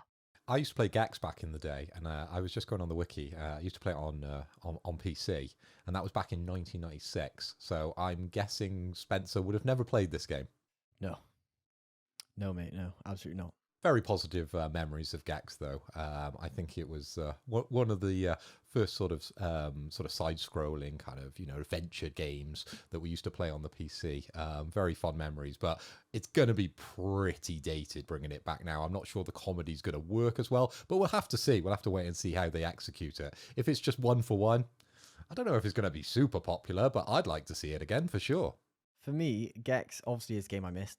Never played it, so this remake definitely tickles me pink. I mean, I'm keen to give it a go. I know there's a lot of legacy with Gex. I'm sure it's a great game. And I've just I wasn't there for the experience, so I'm keen to see what is so good about that game. But I've also just looked up Tomba, because you saying Caveman with pink hair rung a bell. It's definitely something I think I've seen about around the internet, but I've never actually played. And I've just found out that Tomba was created by Tokuro Fujiwara, who was a developer who left Capcom after the release of the game that can't be mentioned, the original. And he left because he felt like they weren't giving him the freedom to make the games he wanted to. And that's because they were all in on the game that can't be mentioned. And they said, no, you're making this. So he left and developed his own studio and made Tomba. So who made the right choice, Capcom or him? Who was right? I mean, he made a decision, and his decision has paid off in the end because they're remaking his game. So I don't know if he's still involved in this, but Got to follow your dreams, though, haven't you?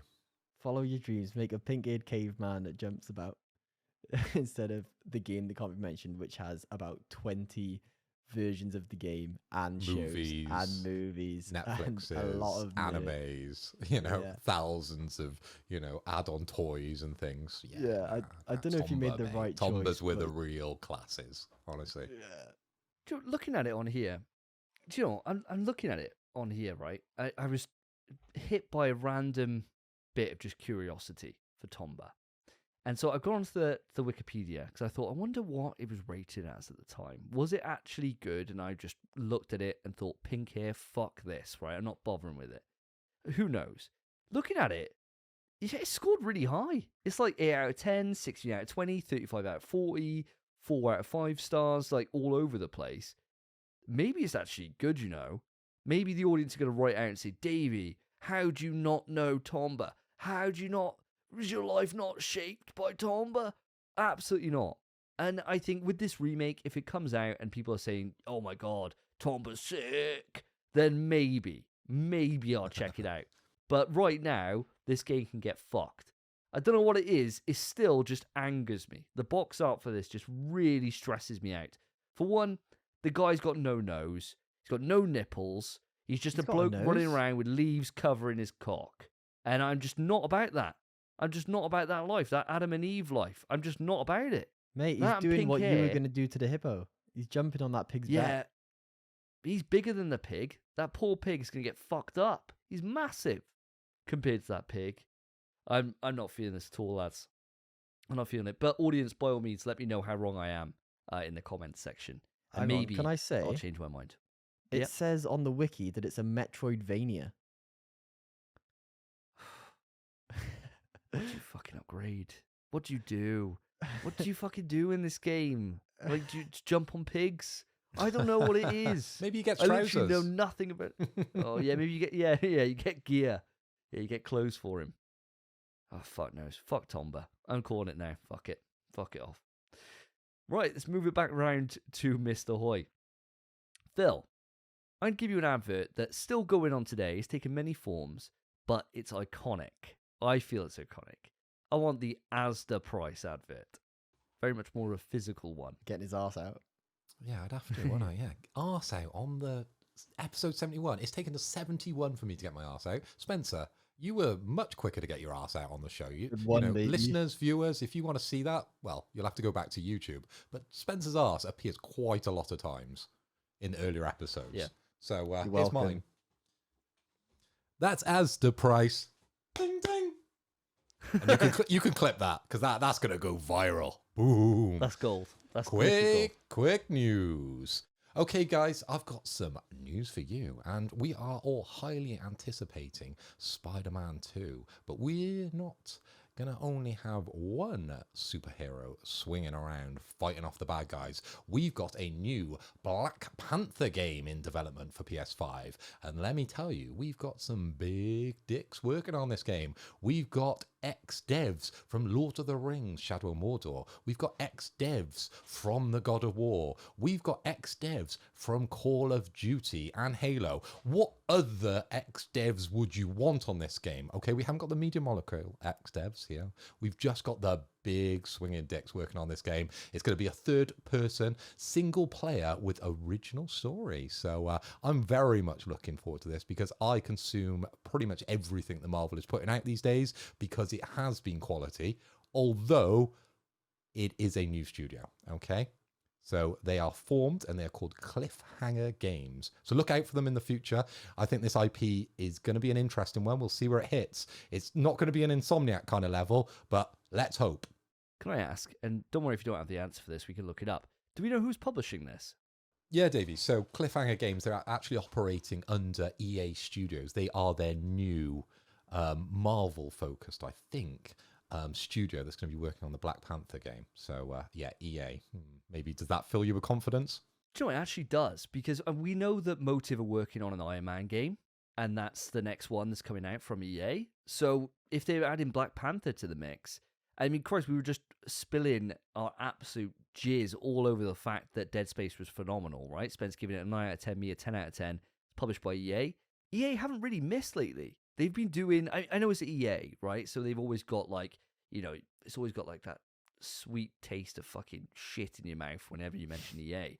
But they really, Wordsmith, it's always right like, oh, EA, but they haven't really been doing anything wrong. I mean, the studio we most dunk on, apart from Media Molecule, is and the publisher is fucking Ubisoft, right? If this was done by Ubisoft, I wouldn't have any faith whatsoever.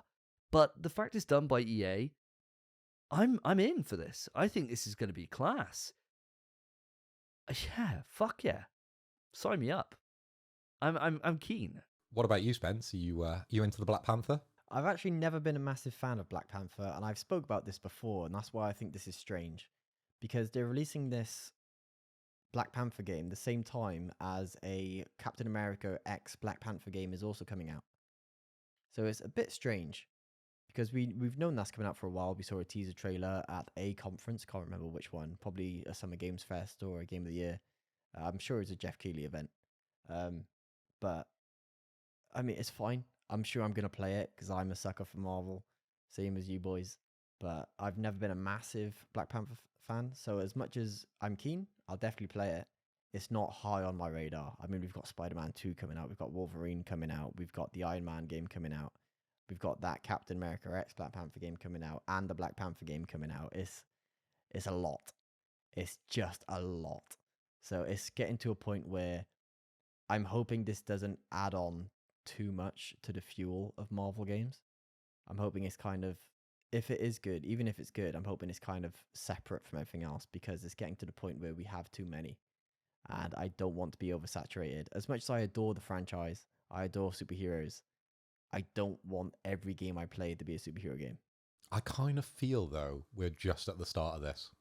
We're right at the beginning of the arc of, you know, Marvel games being good, right? Because we've just had the Spider-Man games. Wolverine, obviously, there's a lot of hype because of the Insomniac connection. But now we've got some other publishers in the mix to start bringing out some games that are based on these characters, which are loved at the moment. You know, they're held in high regard.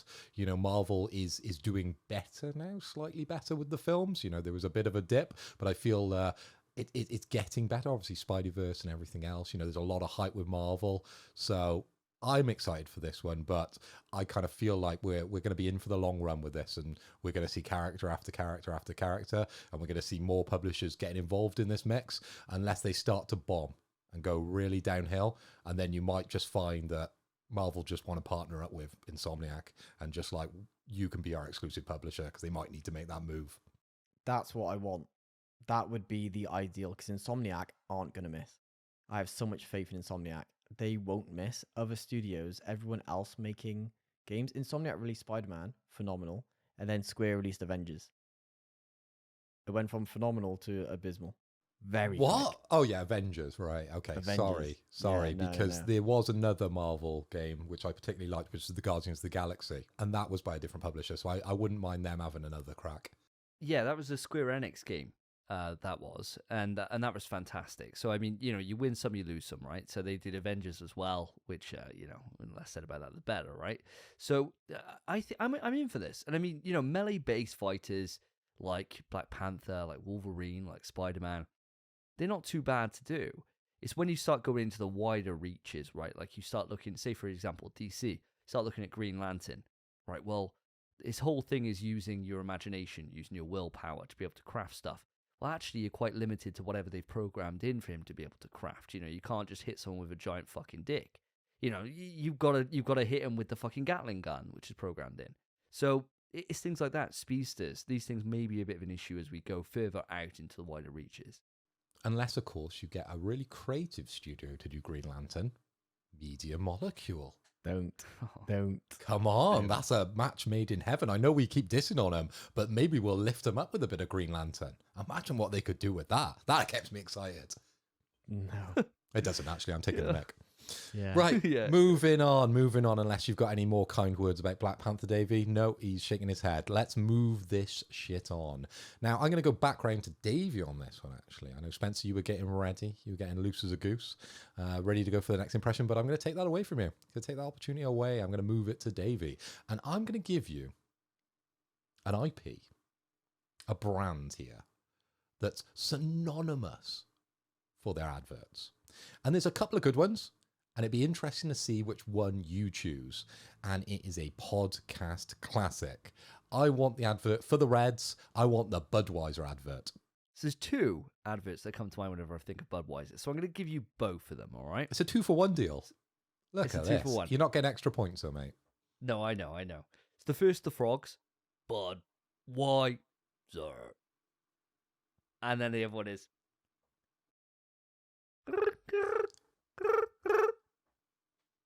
Hello? Wazza! Wazza! Wazza!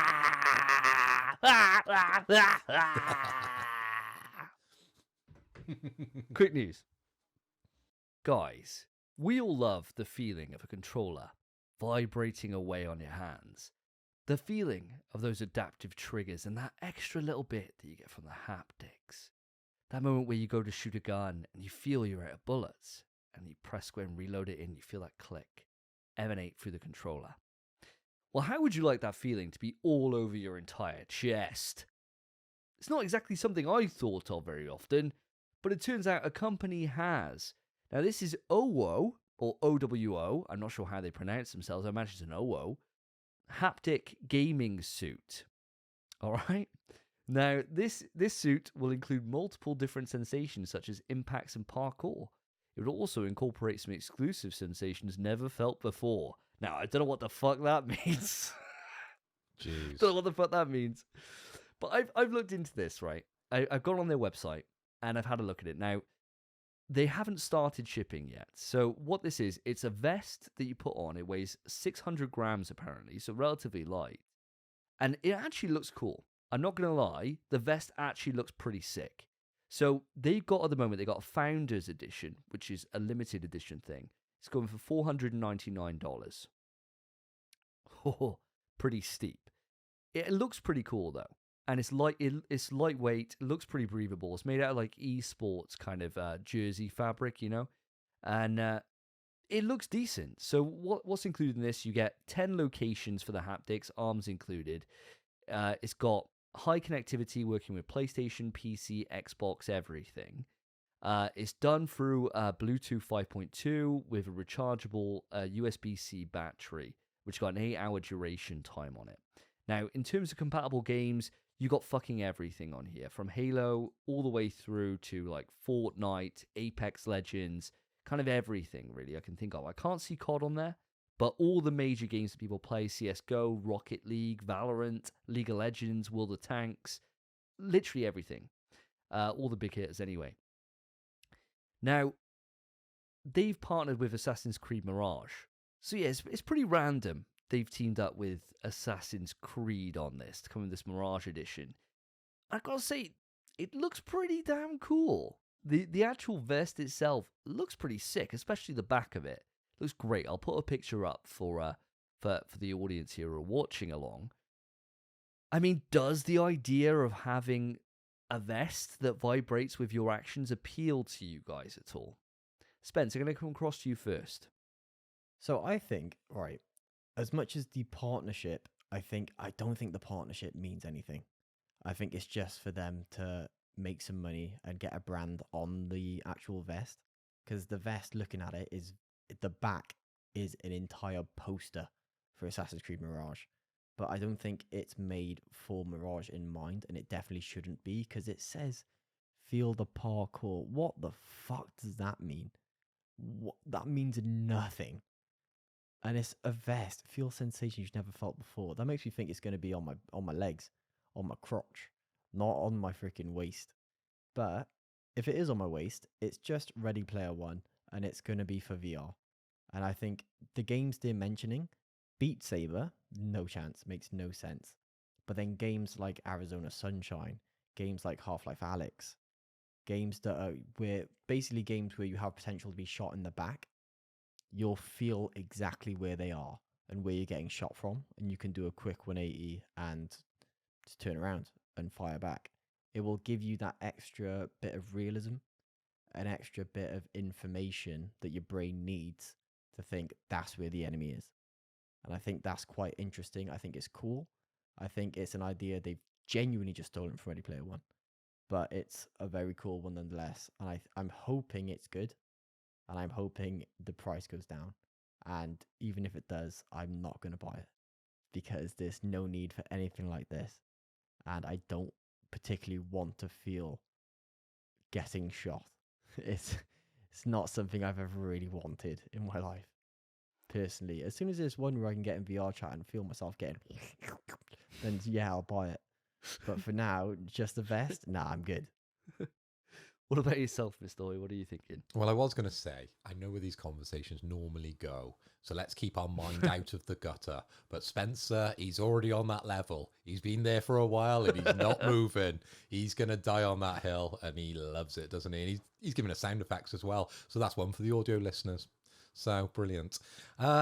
Do I want to strap myself in and feel myself getting shot in the chest? No. Do I really want any more immersion in my video games? In the handsets, fine. For what we've got, I think this is groundbreaking, right? But all these third parties coming out with like little additions and like vests, or the more I hear about it, the more I'm just not interested in any of this stuff, right? Give me a mouse and keyboard. Give me just the PlayStation handset is good enough for what we do. A pair of headphones, that's enough for me. I don't need to feel any more immersion after that. I'm not one that bought the Move controllers. I wasn't over the top with any of the Switch attachments or any of that kind of stuff. Maybe I'm just getting old now, but none of that excites me in the way I think it should do. And yeah, I agree with what you boys are saying. It seems like such a strange partnership, but Assassin's Creed, I think for most people looking at the gaming industry, it's quite kind of a big name, right?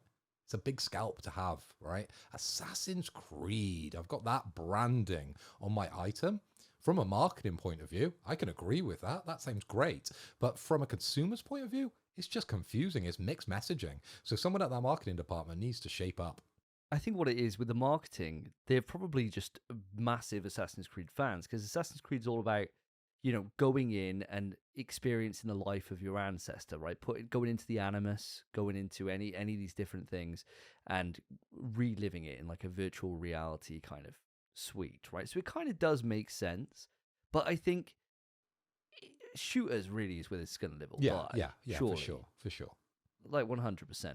And I think the thing for me, sometimes it can feel like a bit of a ball ache to even plug in the PlayStation VR and to put that on your head. You think, right, I've got to dedicate some time to this. This isn't something I can just like fire up in 2 seconds.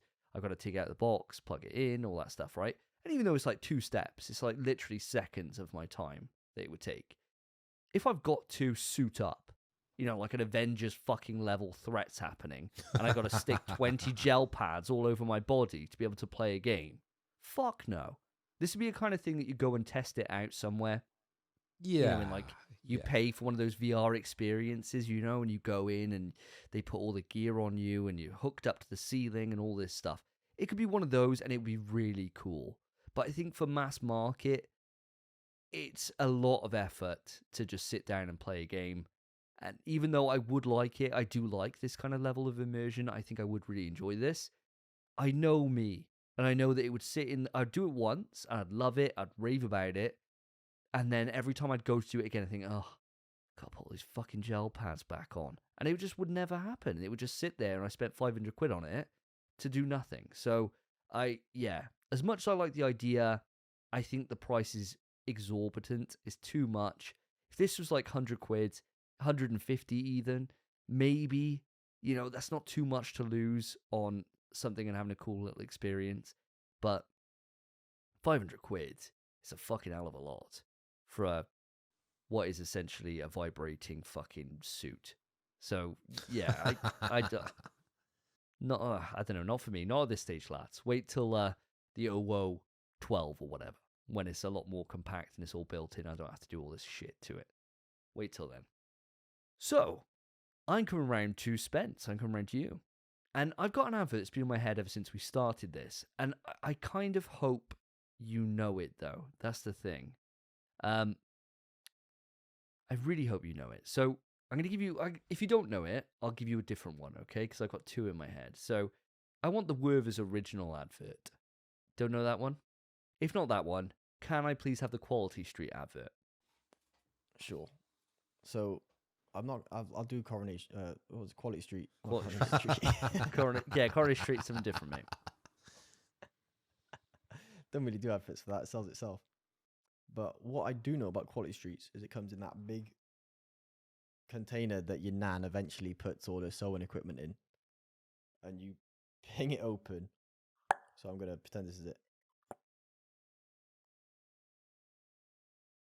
Who ate all the fucking dairy milk ones? You fucking grandkids. My fucking Quality Streets. And then she turns to the Hulk and she destroys all of the UK. That's what I think happens. Quick news. So, ladies, gentlemen, lads, boys, children, if you will. You shouldn't be listening to this show, but if you are, then welcome. I am here to tell you about my recurring segment, the PlayStation Extra Games for the Month. Now, for July 2023, the games we have, we're starting off with my personal game of the year and the actual game of the year, It Takes Two. Fantastic game. But then, obviously, into the decline we go. Up next, Sniper Elite 5, SnowRunner, World War Z, or Z, depending where you're from, The Ascent, Undertale, brilliant game, SpongeBob SquarePants Battle for Bikini Bottom, I imagine rehydrated the remake, I can't imagine it's the original, Multi-Blood Type Lumina, Dismantle, Dynasty Warriors 9, Samurai Warriors 5, My Little Pony, A Mere Time Bay Adventure, Davey's Next Platinum, Fast and Furious, Spy Racers Rise of Shifter, Shifter spelt with a 1 and a 3, and in all caps, and Monster Jam Steel Titles. But listen, we don't end there. Classic games, Gravity Crash Portable, and I imagine next 2 are based on the new show coming to Peacock, Twisted Metal and Twisted Metal 2. sure that's why they're releasing them. But lads, this is quite an extensive list of games. Some of them good, some of them less good. What are we excited for? Phil, I'm going to come across to you first. Which of these games stands out to you? Oh, sorry, Spence. You just put me to sleep with that list of games because there is nothing there of note for me. And it just backs up that I don't subscribe to the higher echelons of this service. And this is the reason why, because it's a waste of my time. I don't think there's anything there that even raises my eyebrow slightly. So I'm just going to pass on this one, unfortunately. I don't think there's anything there for me. Wow. I would say you should play It Takes Two with your fiance. I think you would have a phenomenal time. That's my recommendation out of that list. Play it with me. What the fuck? I thought we'd definitely play It Takes Two together. When Spence was on about this, like a year ago or 2 years ago, you were like, "Oh, I'll play it with you, Davey." I'm like, "Oh, we gotta buy it though." And here we are now. He gets it given to him on a fucking plate, and he's like, "Oh, fuck this off." What the hell? Mate, What I got the too many hell? Warhammer games to be playing these days. Can't be doing multiplayer with you. And anyway, you dropped me. You dropped me for a younger boy. Spencer's your main man these days. You never play with me anymore. I'm like Woody. I've been dropped. You've got a new shiny Buzz Lightyear over there that you play with all the time. Hell yeah. I'm not bitter. I give you an option and you just throw it back in my face. This is why the invites don't come round. I think, lads, actually, we're overlooking a little gem here that I've had on my watch list for quite a while, and that's World War Z. This game looks sick. It's a third-person shooter, but there's literally thousands of zombies. So it's Left 4 Dead, but in third person. It looks great. It honestly looks great. And I remember when this game got released, I had no faith in it whatsoever. And it turned out it looked really, really fun. So I'm definitely up for trying that on a Thursday, 100%. For me, though, it all comes back to which game I'm going to try for the podcast, for the betterment of the audience. And I got a couple of choices here. I got My Little Pony, A Maritime Bay Adventure. I've been playing a lot of these kids' games at the moment, and they've all been tragically shit. But maybe this is the one that could turn it around. Or Monster Jam Steel Titans. Because I want to know. I want to know what that's all about. Oh, God. I gotta check that out. But I mean, Twisted Metal coming to Classic is really cool. Twisted Metal 1 and 2 are really good. For me, I would have been hyped if it was Twisted Metal Black. That's the one that I really think of when I think of the Twisted Metal franchise. So as much as I am excited that Twisted Metal gets to get out there for the people that maybe haven't experienced Twisted Metal before, Black is really that's the boy. That's the head honcho. And unfortunately, that's not here in any way, shape, or form. But what about yourself, Spence? Which of these are tickling your fancy? Sure, mate. So as you've been neglected by Phil, as he refuses to play it with you, mate, I've told you for a long time, I'm happy to play It Takes Two with you. I've beaten that game twice already. I adore it. I would love to play it again. It was my game of the year, and it was the game of the year. I think that is one of the best co-op games ever made, if not the best. I'll happily run through it again with you if you do want to play that game. And it's a nice, juicy, fun platinum as well, which I would obviously help you attain. Okay. But then moving down the list, I've actually played World War Z.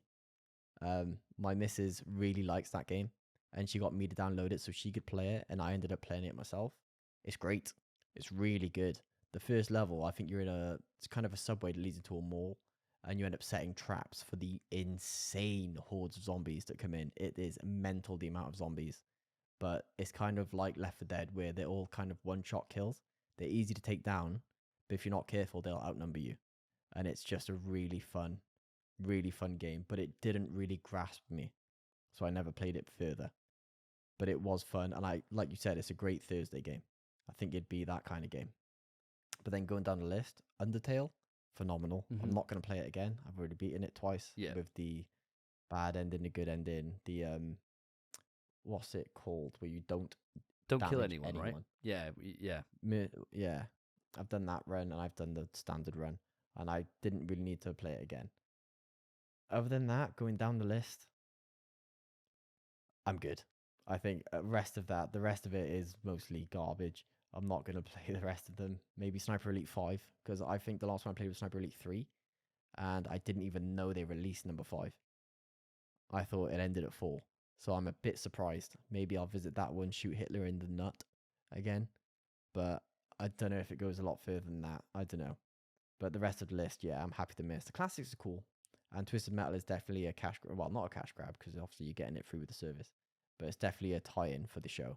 And the show, I'm really keen for. The games, less so.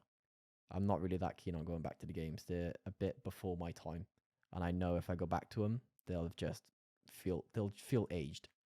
Which isn't necessarily a bad thing. But I know I won't enjoy them as much as I would have at launch.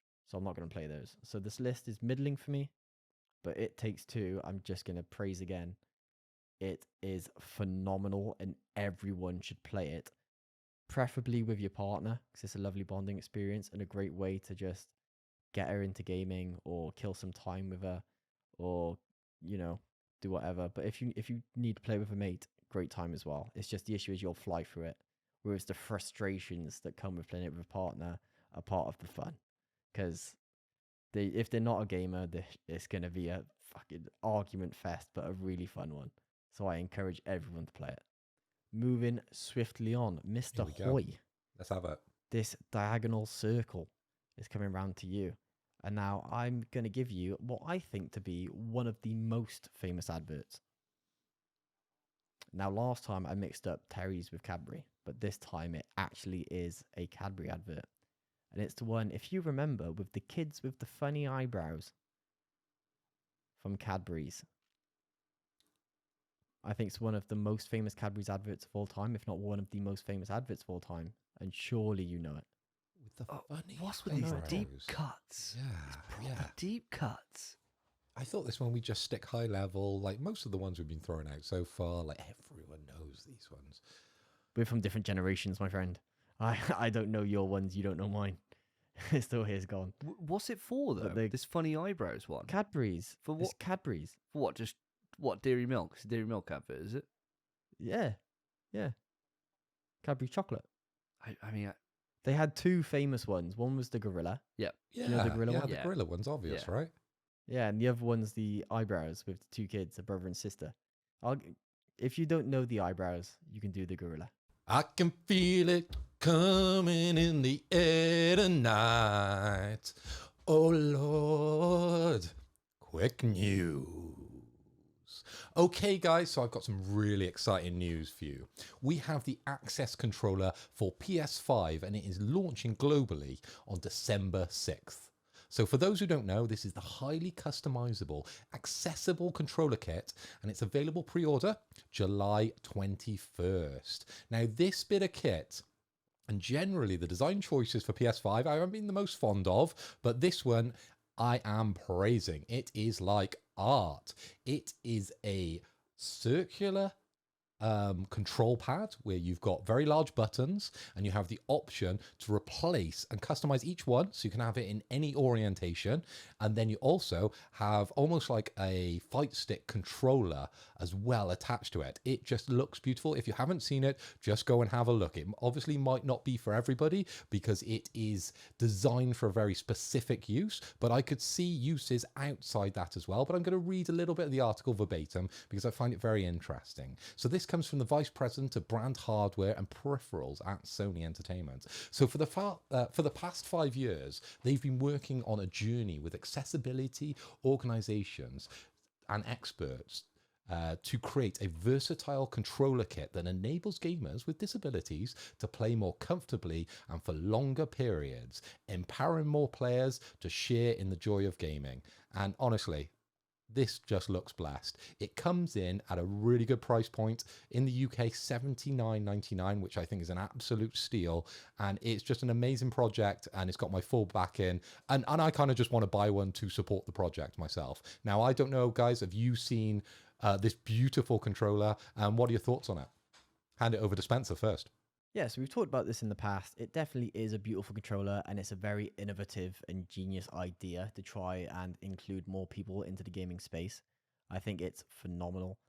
It's not my cup of tea as much as I like owning Sony hardware, as proven by my recent purchase of the DualSense Edge, which ran me quite a lot of money. Not regretfully, maybe regretfully. I'm yet to decide. But cost me a lot of money.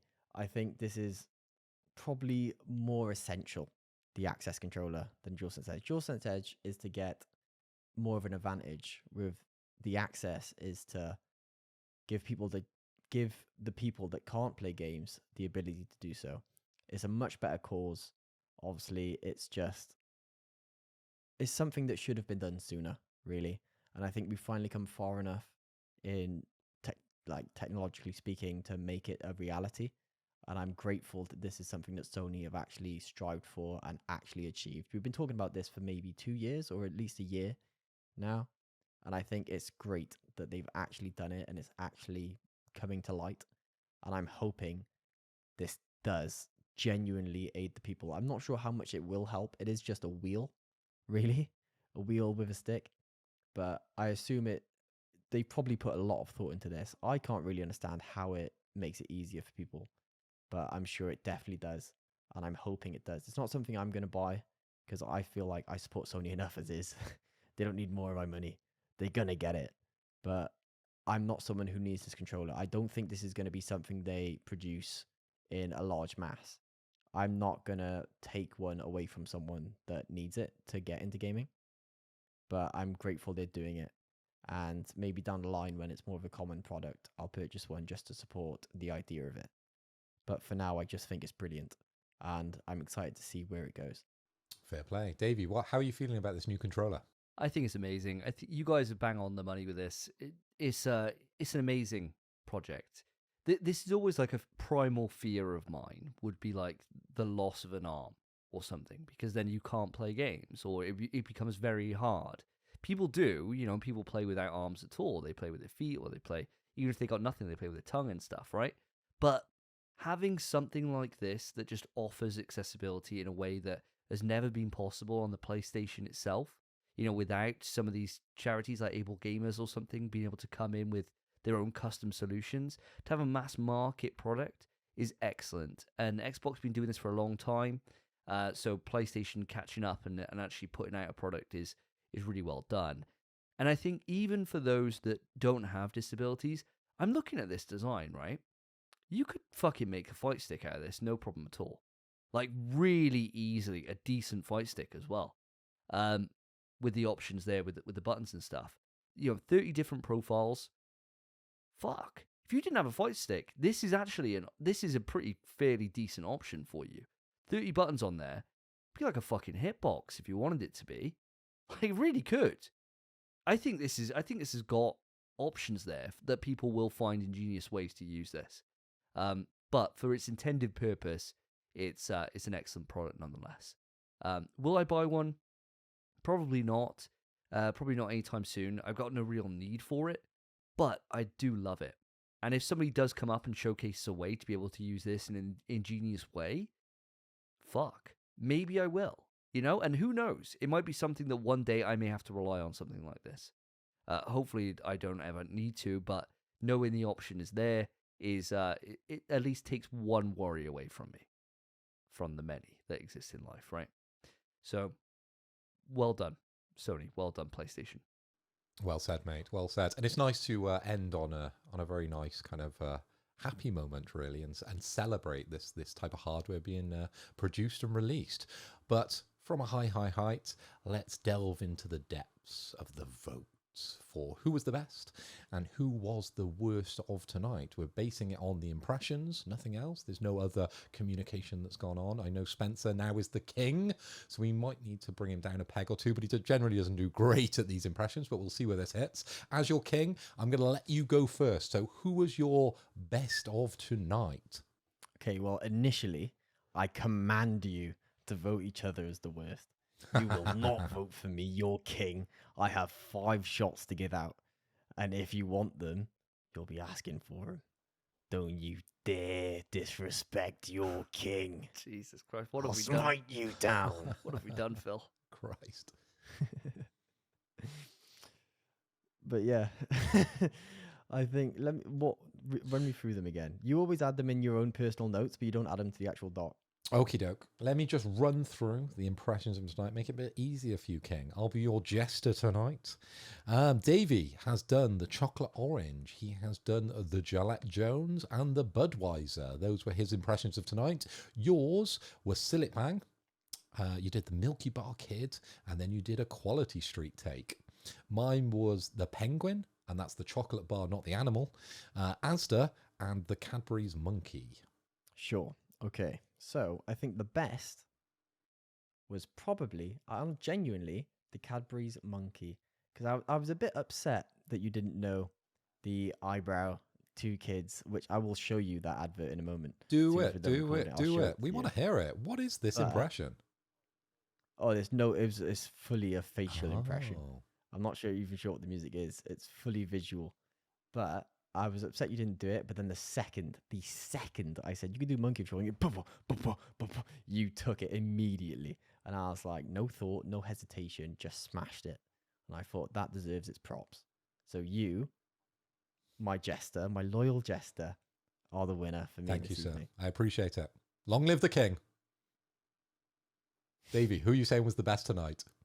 Such a kiss ass, mate. What the fuck? He's the king. You got to kiss the king's ass. Come on. Fuck the king. My favorite of tonight. My favorite of tonight was it's a tricky one. There's been a couple of like decent ones. I always like when I get to see your ass, Phil, and so I enjoyed happen Asda.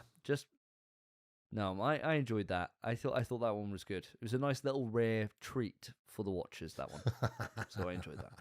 I appreciate it, mate. It's little and often with my ass. It's not all the time like Spencer's. As I said, go back to those episodes. Beautiful. I don't know why no one's clipped those. Or maybe they have. I'm a generous king. Very generous, very generous. Okay, so that leads me on to my favourite tonight, and I'm going to return the favour. Unfortunately, it's not for you, King. Tonight, my favourite was the Budweiser advert, because you gave us a bog-off deal. You gave us the 2 for 1, and you did the best impression, because I haven't heard that impression done in a long, long time, and I just cannot wait for the day. Not that I ring you that often, but you pick up the phone in that way, and you give me the what's up. You know, we've got a friend called Big Dog, and he still brings this out from time to time. He's a big fan of this. So next time you get a call, I would love you to just, what's up? Brilliant. You get my vote for tonight. So I'll take the win, but that was my favourite. Spence, I'm coming back round to you because we're now going to punch down. This is what actually means something, because it'll be a shot in the dock for episode 80, when either one of me and Davey will try and take your crown. And we'll see where that goes. Can you go back to back in episode 80? We'll have to see. So who was your worst of tonight? Sure. So my worst is an easy choice. And it goes to Mr. SSJ Davey for his Terry's Chocolate Orange. Because instead of doing the impression I gave him, he just chose to insult me, his king, for messing it up and saying Cadbury's instead. And then I gave him the slogan of the advert, and he messed that up during it too. I had no respect for it, it's 2 for 1. You lost me when you called it Cadbury's. If you watch that advert again, mate, you know it. You know. I liked how you introduced yourself with, "Hi, I'm Dawn French." And then it was all downhill. It was all downhill following that. So for that reason, and for insulting your benevolent king, you are the loser. Fair enough. Fair enough. Me. I'll take it. Okay, so he's given you the L for your Terry's Chocolate Orange or Cadbury's Chocolate Orange. I don't know who's producing them these days. Davey, who was your worst of tonight? Who are you punching down on? It's got to be Spence. Sorry, mate. I know I'm coming back to you and you're the king. I should show you respect, but I've got to be, if anything else, I'm going to die on this hill now. I started off insulting you, and it's just going to continue, right? So I think for me, you just didn't... I know it's harsh, you didn't know it, but I gave you 2, right? I gave you a choice between Werther's or Quality Street, and Quality Street is all about those magic moments, right? And you were doing your own thing. I appreciated that. The reason why it went downhill for me, the reason why it got the less, is because for some reason you seem to think Cadbury's chocolate is in every single product, when Quality Street does not include Cadbury's chocolate in any way, shape, or form. I said dairy milk. That's not a dairy milk in a Quality Street, bro. Not dairy But milk. How do you think I am? That's You just a think I buy green. It's a quality green streets? little bar, mate. What have you done? Which is little dairy triangle, milk. actually. You start. yeah. It's not a dairy milk. It's not a dairy milk. But this is the thing. I appreciated it because you said about how it's going to be your nan's sewing kit, and it definitely is, right? That's like every nan. Yeah, it is. Definitely, it transcends from these magic moments into sewing kit. But you just lost me when you mentioned dairy milk again. It's like as if Cadbury's just on the brain, and I was like, no, this is a Nestle. This is a Nestle brand, not a Cadbury's brand, and that was enough for me. And yes, I'm being that petty with it because I don't respect your rule. So it is one apiece. Oh, that leaves me in a great position because I am not voting myself because I thought my impressions were all right, actually. I thought the penguin one was good as well. Pick up a penguin. Even knew that one. Right, let's go through them. Chocolate orange. Yes, Davey, you didn't have a clue about that one, but to be fair, I didn't either, so I didn't know where you were going to go with that one.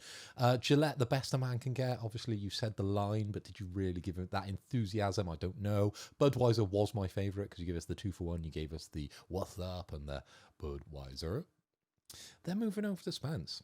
We had Sillet Bang, but it wasn't the full Sillet Bang, was it? And you forgot to mention Barry Scott, so that's half a mark on that one. Then you went to the Milky Bar Kids. You had the song, but you didn't say Milky Bars are on me, and that's a diss. That is a diss. You sung the song, but you didn't know the tagline. Milky Bars are on me. That's what he says. Then we went over to Equality Street, and Davey has listed out all the mistakes there, which I appreciate because I found that quite entertaining. So unfortunately, Davey, I'm going to loop back around to you, and this is not about kissing the arse of our king. Your worst was the chocolate orange one because it wasn't even funny. I don't even know. You just took it as an opportunity to have a go at young Spencer, our new king. So yeah, I'm going to give you the L on this one. So you've got a shot in the dock for episode 80. And let's move this on to the topics. Stop! Topic time! Right, we are at the topics, and we've got two separate topics for you. One, we have Mr. Potato Chief himself, the X Marks the Box expert, coming on to talk all through the Activision Blizzard deal. But for today, we're going to be talking about The Last of Us 2 remake/remaster. Now, guys, there's been some news that's come out with this. Gustavo Santaolalla, I'm going to butcher that, I'm so sorry, Gustavo, who is the composer for The Last of Us, famously the composer. He reached out and confirmed basically in a Spanish interview that he likes seeing himself in the game. Yeah, he basically just confirmed really that Last of Us 2 is having like a remake or remaster. One of those two. I want to know your thoughts on it, guys. We had, when The Last of Us 1 remake was announced, we had a very heated conversation about that, about how it didn't need to exist, etc. and so on. How do we feel about Last of Us 2? Spence, as the biggest Last of Us fan I know, what are your thoughts on this? Well, my friend, correct you are. I am the biggest Last of Us fan the world has ever known. Probably not, but I'm definitely up there as one of the favourites of this franchise. I remember when we first discussed Last of Us Part 1, and everyone was kind of like, oh, this doesn't need to be made. Last of Us already got a remaster on the PS4. And I was like, yeah, it's a fair point. It is a fair point. But irrelevant to the fact it didn't need to exist, I was appreciative that it does exist because I'm such a fanboy and I'll play it again. And I have, and I've beaten it and I adore it. And it is the definitive way to play that game because it is stunning. Absolutely stunning. Probably the most beautiful game I've played on the PS5. It is beautiful. I remember when we first discussed that topic that I said, lads, let's be honest. They're going to milk this franchise. Last of Us Part 2 is going to get a director's cut to PS5. And then they're going to do Last of Us Part 3. I said this. They're going to get everything on level with each other and create the definitive way to play these games. It's just happening. I was just right. It's a rare King Spencer dub moment. I decreed it, and it came to be. It's the way it goes. It's not going to be a full remake or anything like that. It will be a director's cut, I feel. I feel like they won't call it a director's cut because they want it to be the definitive way. I feel like they're just going to rename it the same thing, Last of Us Part 2, but for PS5. I do think they'll just stick with that title. but it will be the definitive way to play the game. And as long as it has all the core mechanics and it's the exact same game, then it's going to be a gangbuster. I'm going to adore it. And although the internet might shit on it, because they shat on the original Last of Us Part 2. And I feel like it's probably not going to sell as well as Part 1 Remake or sell as well as probably the original Part 2 as well. I do still think it's going to be worth the making, and it's going to be a good link to factions. And I'm just excited to see it. I'm 100% buying it day one, should it come to light. And from what this composer said, which is pretty heavy, him saying, oh, in the new game, you can actually come up to me and request songs. Come on, mate. It's like the judge in the Activision case. It's such a blatant thing saying, oh, it's definitely happening then. They've even told you that you're doing this. He's like, yeah, 100%. Yeah, coming out November or whatever he's saying. He's probably got the date. Absolutely outrageous. I'm keen for it because I adore this franchise, but I don't think it needs to exist the same as Part 1 didn't. But I'm appreciative that they're still going to do it. Thank you for that, Spence. What about yourself, Mr. Hoy? I'm just shocked something we said on the podcast came true. So congratulations, King Spence, predicting this and it actually coming into light. Well, actually, I kind of feel like it was a bit of a no-brainer. We always knew that we were going to get new versions, remasters, remakes of The Last of Us 2. And as you said, Spence, we are just going to be milking this franchise dry. And after the success of the Netflix special that we got, the Netflix series of The Last of Us, it was obvious. They've just probably sped up the development a little bit more here because people wanted to see it. People want more Last of Us, and this is what they got to give us. They're not going to give us factions just yet. We're not getting into a Last of Us 3 situation. They're just going to give us a Last of Us 2 so people can spend a bit more money and play the game, which personally, and I think around you guys, we hold this game in high regard. We like it a lot. But the best part of this story, and the thing that always makes me giggle, is how we find out about these new games that are coming up. Everyone at Naughty Dog would have been sworn to secrecy. There would be, documents signed up the wazoo. They would be all up in the legal. They would be signing their lives away. Not to mention that this is happening. And then just some lad, he's just like, yeah, it's happening. It's just brilliant. I love it. That's the part of the story that I enjoyed the most. I think it was an obvious thing that was always going to happen. And it's kind of a no-brainer that it's happening now just because it's at an all-time high, the series, and everyone loves it. So, of course, it's going to happen on PS5. Of course. I think you guys are right on this. I really do. It's one of those things now that when the first one was announced to get this remake treatment, I was so anti it. And I think rightly so. I don't think it does need to exist in any way, shape, or form. It didn't improve the gameplay, as you stated a couple of times, Spence. So what's the fucking point in it existing, right? But the precedent's been set now. And so whenever it happens again, it's not really a surprise. So I'm not going to feel as negative as I did all the way back then. The question is it going to be a director's cut or a remake? Now, for my money, I'd prefer it to be a full-blown remake. I really would. If they're going to do it, go ham on it now. If you're going to milk it one more time, you might as well give it that full, next-gen treatment. Like you were saying, Spence, that The Last of Us 1 is, the prettiest game you've seen on PlayStation 5, right?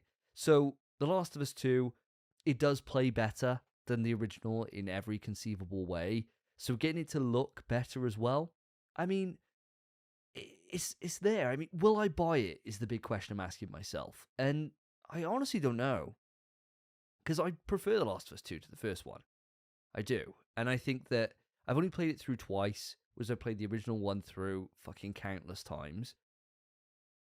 I might end up going back. I've been craving going back and playing the second one. And I got no real craving to replay the first one at the moment. I want to be able to sneak through those moments where you're in the forest and all that stuff. I want to do all that again. 70 quid though, it's a big old ask. I think for me, it's going to be one of those ones that is going to release. I'm going to feel kind of indifferent on it. As you said, it's going to kick up a whole shitstorm of complaints on Twitter again for a whole other time. And then maybe in 3 or 4 years, I'll end up picking it up. But right now, I don't know. Maybe just before The Last of Us 3, whenever that eventually does come round, that would be the time that I'll think, right, I'll pick up The Last of Us 2 remake, and I'll borrow your Last of Us 1. And that would probably be the time for me. But I don't see the point in director's cut at this point. I think if they're going to do it, they're going to go the whole hog on it, and just do a full blown remake on it. I really don't see why they'd bother just upscaling it just to 4K. If you do that, you got to charge 10 quid. Whereas if they do a remake on it, they can charge 70. And I think it's as simple as that. Yeah, it's a lot more work though, a remake. Yeah. A director's cut is already set in stone. They just up-res the textures, which were probably already in 4K that they just lowered to fit PS4 and PS4 Pro. It's probably ready to go in director's cut already. And if it's £10 upgrade, you chuck your disc in, you're gonna buy it. I'm gonna buy it. Everyone's gonna buy it. I'll buy a new copy, but most people are just gonna do the £10 upgrade, and I wouldn't blame them at all, because why not? It's a tenner to experience that game in 4K 60, beautiful ray tracing, and it's already, that PS4 version is already more beautiful than most PS5 games. It is stunning. So imagine it in 4K ray tracing. It would be insane. Do you really think, though, this remake, remaster, reimagining, however we're going to go, is really for us? Because we've only just played the game on PS4. Do you really feel like this game is for us? I don't. I feel like this is for the new fans that they would have got because the IP is growing. You know, the people on Twitter, it's just getting bigger and bigger and bigger. The amount of people talking about the series, the IP, as I said, is massive these days. It's in the public consciousness now because it's had the Netflix treatment. And I think it's for those people to play it because people aren't going back, buying a PS4 to then play this game. No, they want a big shiny console. They want their PS5, and now they want to play The Last of Us 2 to find out what happens next. Because if all you've watched is the Netflix series, you want to know what's next. It's left on a cliffhanger. There's loads of questions you need answered. So of course you're going to want to play this game. And personally, I think it's for that customer base rather than the hardcore fans, which I probably would deem us. Yeah, I think you're right on that. The HBO show brought a lot of people in, and a lot of people like fan of the show, Joseph Thomas. He's someone that hadn't played The Last of Us, right? And so he watched the show, and it's for someone like that who hasn't played it. They've been holding off the experience for whatever reason, and now they get a chance to be able to go in. Or like if I bought my dad for Christmas a PlayStation 5, I'd buy The Last of Us remake. Of course I would. And you're right, I suppose it is for that and for the mega fans rather than just average Joe Blogs who played it only a couple of years ago. You are right, but I don't know. I mean, it just goes back to the same thing that I've been touting off and repeating myself from when we talked about The Last of Us here, but what a waste of fucking talent to have Naughty Dog just doing this and just polishing up their older games that aren't even old. You know, like Last of Us was already a stretch, a late PS3 game.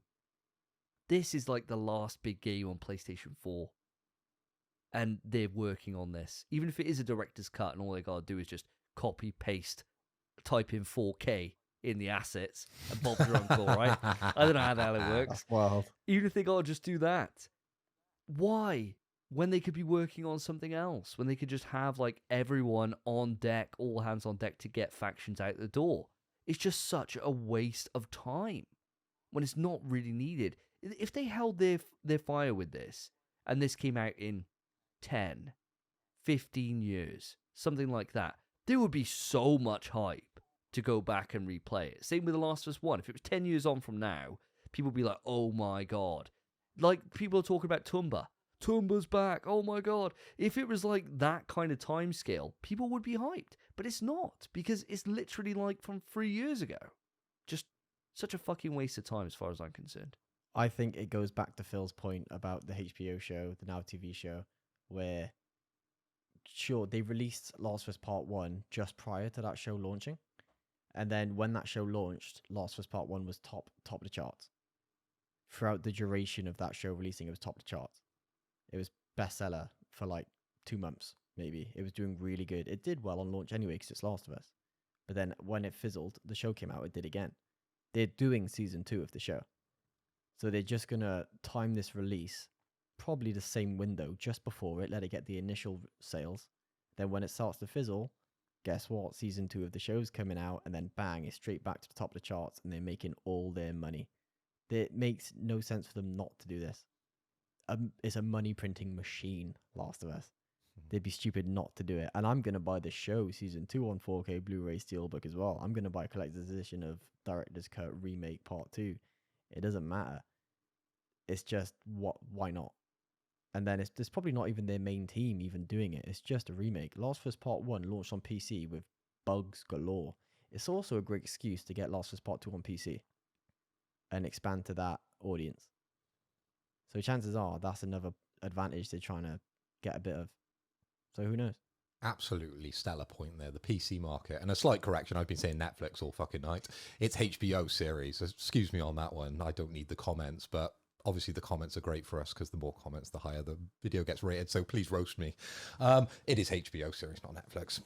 But no, PC market, great point there, Spence. I think bringing it over and making it more accessible in more places and having this IP available now on PC, incredible. It's the right time to be doing it. I can totally agree with just up-resing it. I don't agree with Davey with the whole remake situation because they just haven't got the time. They need to act now, and it's the best period to do it, as I've been saying all night. They've just had the not Netflix show, the HBO show out. It's in the public consciousness. Capitalize on it and get it on as many platforms as possible, really. And if PC market is doing well with the first one, it's just a no-brainer, really. Yeah, all cards on the table here. I totally agree with both of you guys. I think you're totally right. That it does make perfect sense to do this. Am I happy about it ultimately? No. Am I interested in it? Really? Not really. In any way, shape, or form. But as you said, it's not for us. It's not for me. It really isn't. No. And I think both of you are totally bang on. Audience, I would love to hear from you, though. Let us know right in the comments section or write into the email pswetrusts@gmail.com or reach out to us on the socials and we can pick it up in episode 72. Now let's move it on to the final topic. We are joined by the one, the only, the Dark Emperor of Xbox himself, Potato Chief. Welcome back to the show, the most recurring guest that we have on this show. It's like a revolving fourth chair or something that we got knocking about. You just keep on coming back, and we can't keep you away, my friend. Welcome to the show. Thanks for having me on. Yeah, a revolving fourth chair, like for the evil guys from James Bond. I'll just turn around with the cat. It's like, good evening.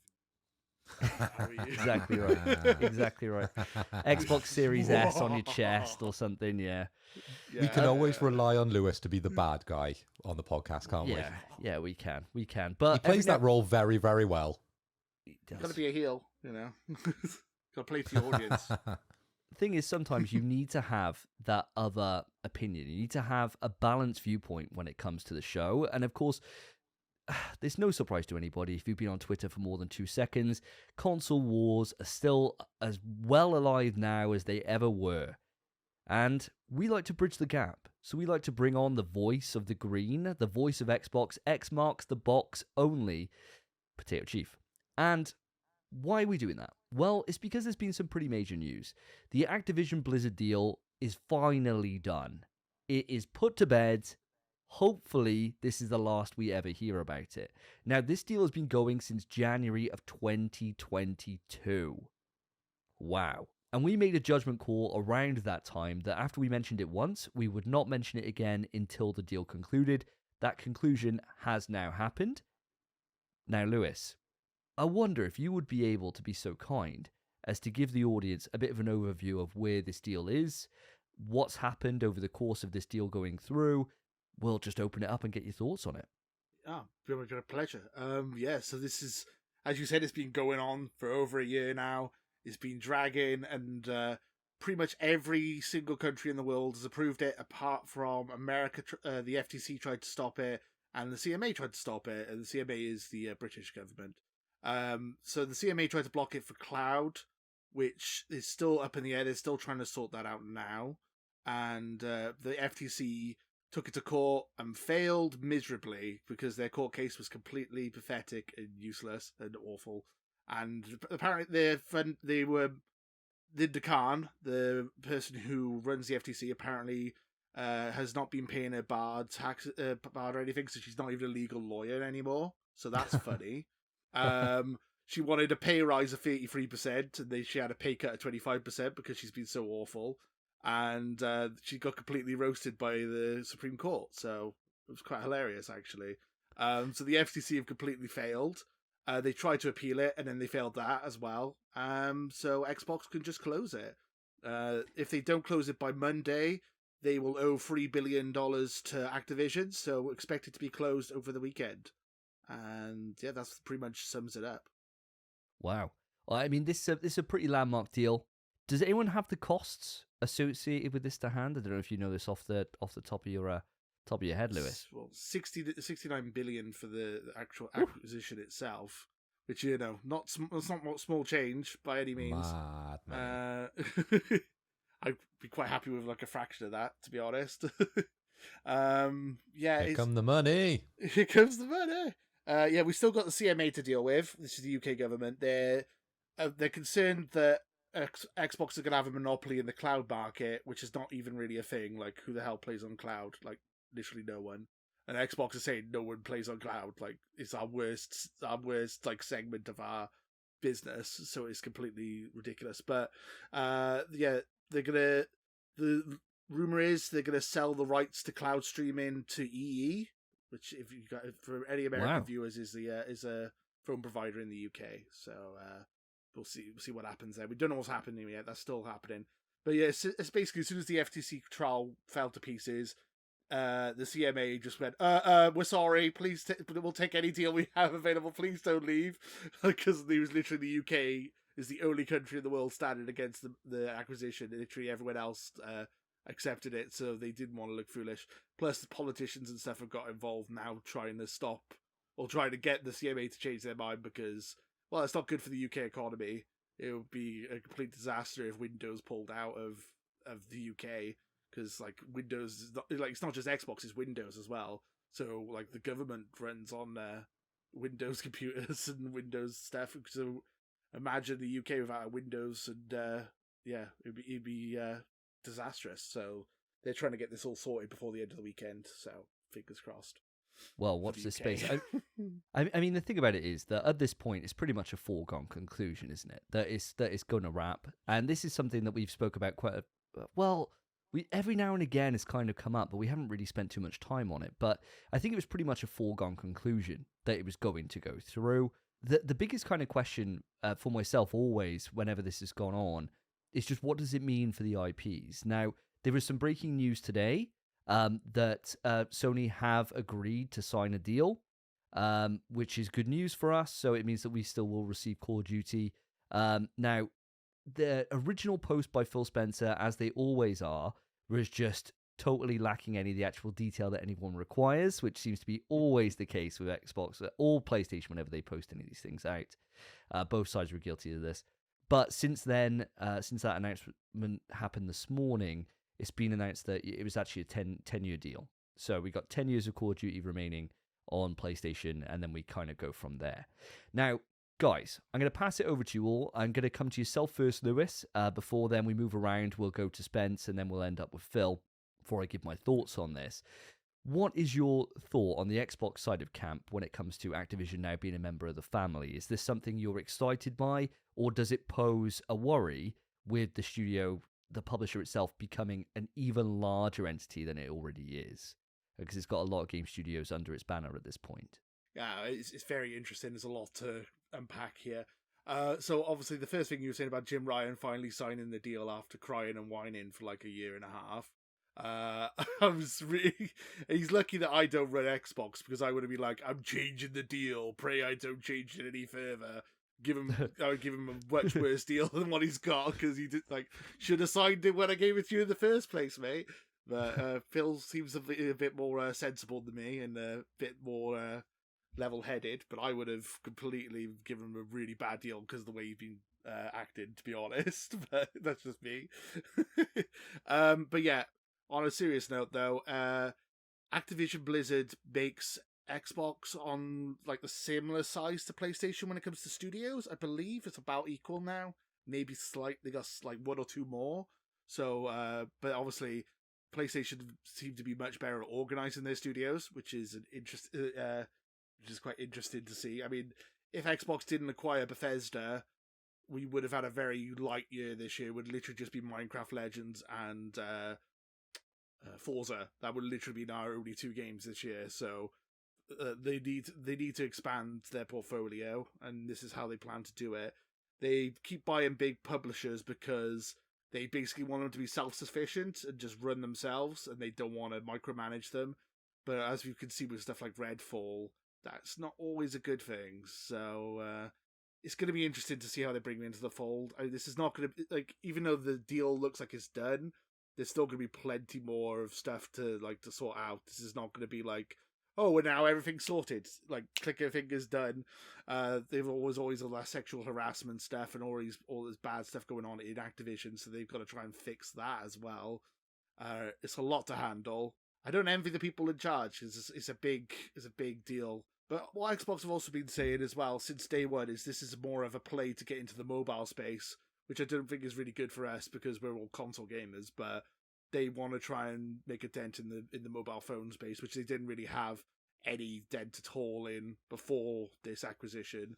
Essentially, they want to break up the duopoly of Android and Apple when it comes to the phone, the iOS stores. So they want to make a third iOS store that can go alongside those and force Apple to put it on their phones and force Android to put it on their phones as well, which would be good for consumers, but I'm not a mobile gamer, so I honestly don't care.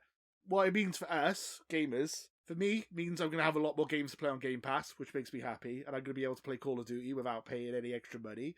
Yay for me. But for you guys, PlayStation guys, doesn't really going to make any real difference, I would imagine. You're still getting Call of Duty, you're still paying $17 a year to play it, but you're not going to get the betas and all that, and like your extra modes and stuff. I imagine that's all going to be gone. But I think it's going to be good for you in the long run because it's going to make Sony compete, and they're going to probably buy another publisher or bring back Resistance or Killzone, which is what I want them to do, but that's not, I think in the long run it'll be a good thing for everyone, personally. That's my personal opinion. Well, we'll come back to talking about what the potential future is when it comes to buying up publishers or anything like that momentarily. But Spence, I want to come over to you, really, get your thoughts on this. Now the deal's concluded. What are you thinking? I think it's kind of, as much as I'm not particularly happy about the deal, it's also kind of, I don't feel like it hinders me too much, so I'm fine with it. I think it's great that we got this new deal for Call of Duty for the next 10 years, because with the initial deal, I thought as much as Activision are going to be happy with that lump sum, they're going to be losing so much revenue in the future from the fact that that's on Game Pass exclusively. No one's going to be buying Call of Duty ever again. So for the next 10 years, they're still going to be making sales, and Call of Duty makes gangbusters. Absolute gangbusters. If anything, Xbox, I think, would be smarter to say 15 years, 20 years. In fact, we'll just keep giving you Call of Duty because that money's coming to us. I don't understand why they even really made this deal. But I think it's fine. As much as it does suck as well to not get these betas and everything like you said, Lewis, I think I'm fine with that. I know I'm going to be buying Call of Duty in the future, or for as long as we have it. I don't need these betas as much as they've always been a nice little thing to do in the meantime to build up the hype and be like, oh, fuck, this game's sick. It's fine. I know it's going to be great. Well, I think the thing about it is that, the marketing deal runs out this year, so it's the last year of Call of Duty being tied to the PlayStation brand, so that's why they're saying that obviously Modern Warfare 3, as the rumor is, that's coming out in November, and that's why there's this whole other argument about, there's going to be another showcase because they're going to show COD, la la la la. So, all right, well, we'll wait and see. But, I mean, the thing about it is, what do we get from that deal at the moment? We get a week early access to the beta before it goes into general release. So we will still get a beta, I imagine, but it will be a week after the Xbox already has their beta. And we get one extra custom class slot. And that's it. I mean, it's not like as if there's loads. In previous entries of COD, we've had like random modes that have been specific to PlayStation, but they've all been throwaway shit. Oh, we get extra XP as well, permanently. Oh, yeah, that's true. Yeah, that's true. We do get an XP boost, don't we? But really, these are like minor negative things. They're not going to be a difference between choosing a platform or not, really. No. The Game Pass thing definitely will make a difference, but I'm sure we'll come on to that in a moment. So, Mr. Hoy, what about yourself? What are your thoughts? Well, Davey, I'm glad you asked, because I was quite surprised when I saw this pop up in the doc today. I was like, Oh yeah, we've got to talk about that, haven't we? I haven't been following this along very closely at all, really. I think back in January of 2022, I thought this was a done deal. I just thought it was a matter of time and it would just kind of, trickle out. And it wasn't that important to me. I haven't been, the biggest of COD fans over the years. Okay, we've jumped into the most modern one now and we play a little bit of the raid. But outside that, I don't feel like this deal really affects me personally. But for the face of, PlayStation and the player base that we talk to on a regular basis, this is a bit of a ticking time bomb. This is what happens now to the future of FPS for PlayStation. We've got 10 years now of COD. So that's basically, we've got COD for the PS5. As soon as we get to the PS6, PlayStation need to come up and we need to have a new FPS ready to roll. And that's what's exciting me. Lewis, you've talked about a couple of options for the future, and I'm sure we'll talk about that in a little bit more detail. But for me, I think that's the interesting part of this conversation, not really what happens to COD for me personally. The one that does interest me, though, because I am a long-standing, I suppose, Blizzard fan, and I'm interested to see now what that means to them and them bringing more of their games to console. Okay, they're going to be bringing them to Xbox, but still that's really super interesting to me because, okay, they've got Diablo and they've got Overwatch coming, but some of the bigger games, like StarCraft and World of Warcraft and games like that, how are they going to move over now to console? And are they going to be moving over to console? Are we going to see a Heroes of the Storm and things like that over on console? Games like Hearthstone, is that going to come to console? That would be really interesting for me. I absolutely adore Hearthstone. Really. I was going to also mention the fact that you were talking about Call of Duty. I thought it was interesting. I heard this the other day. The three most downloaded games on PlayStation this year are Call of Duty on PS5, Call of Duty on PS4, and then Minecraft. So basically, Microsoft is the top publisher on PlayStation at the moment, which is really strange to think. And then obviously we have NBA and Destiny and stuff on the Xbox as well. So it is a really weird time to be alive when the console wars are still a thing, but they do seem to be a bit, I don't know, games to play on both sides, And I don't think you guys have to worry about Call of Duty going anywhere. I think they're going to keep it on there because it makes so much money on PlayStation, as you said. And as you guys are willing to pay the full price for it, so it's they'll probably make more money from it that way as well. So, you get the people coming over for Game Pass playing on the Xbox, but then you'll also have the dedicated PlayStation fans like yourself paying for it as well. So they they don't lose anything from it. So it's double the income. So yeah. No, it is interesting. I mean, it's crazy to think now that pretty much every single awesome little cool mascot that we've ever had for PlayStation is now owned by Xbox, right? With Crash and Spyro gone as well, right? So it's mad. It's mad. Now, my thoughts on this, guys, very similar to all of you, really, in terms of what this means for us, for the future of Call of Duty, everything else. But where my mind goes with this is I'm actually kind of worried about Activision's output over the next couple of years. And the reason for that is kind of twofold. The first one is that if you've got a company which has had a leader like Bobby Kotick, and sure, say what you will again about him, but the guy's a businessman, right? And so he makes sure that they get a new COD every single year, that it's put up to a certain standard that the fans will like, even if then after a couple of months they all hate it and say it's the worst COD ever, and then in 5 years down the line look back and say that was actually a great COD, right? Happens all the time. But with him going, and now there's going to be this leadership vacuum, with then Microsoft having the kind of management over their studios that they are known for at the moment, I do worry that we may get to a point where we don't get COD to the same quality, that we don't get, Blizzard already are a bit of a clusterfuck when it comes to their games. You get some which are put out and they're great, and some which are put out and they don't even work properly. So I do worry about that. And I think the next few years are going to be a bit tricky when it comes to Activision Blizzard, because anytime you have a change in leadership, you have new people that come in with a brand new vision, a brand new kind of approach for the company. And with Bobby going, it could go anywhere. It could get better, and we could maybe see COD go to a biannual franchise, which then has a lot of polish, where we don't have a UAV glitch like we have right now, where the most basic kill streak in the entire game is now the most powerful, because it shows every single person's location in real time, just like an advanced UAV, and that glitch has been going for 2 months.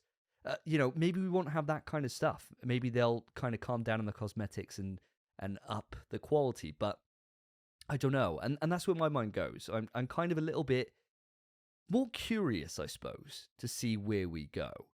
And that's kind of my initial thoughts. But I do think we're going to see kind of business as usual on our end in terms of the output that Activision have in terms of, the same kind of core franchises that we get right now.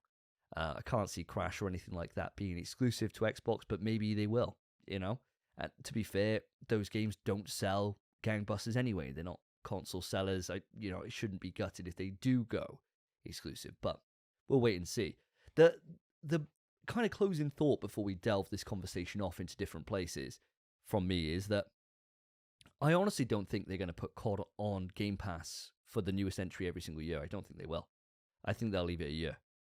I think that you want to be able to milk your player base for cash. I think they honestly will.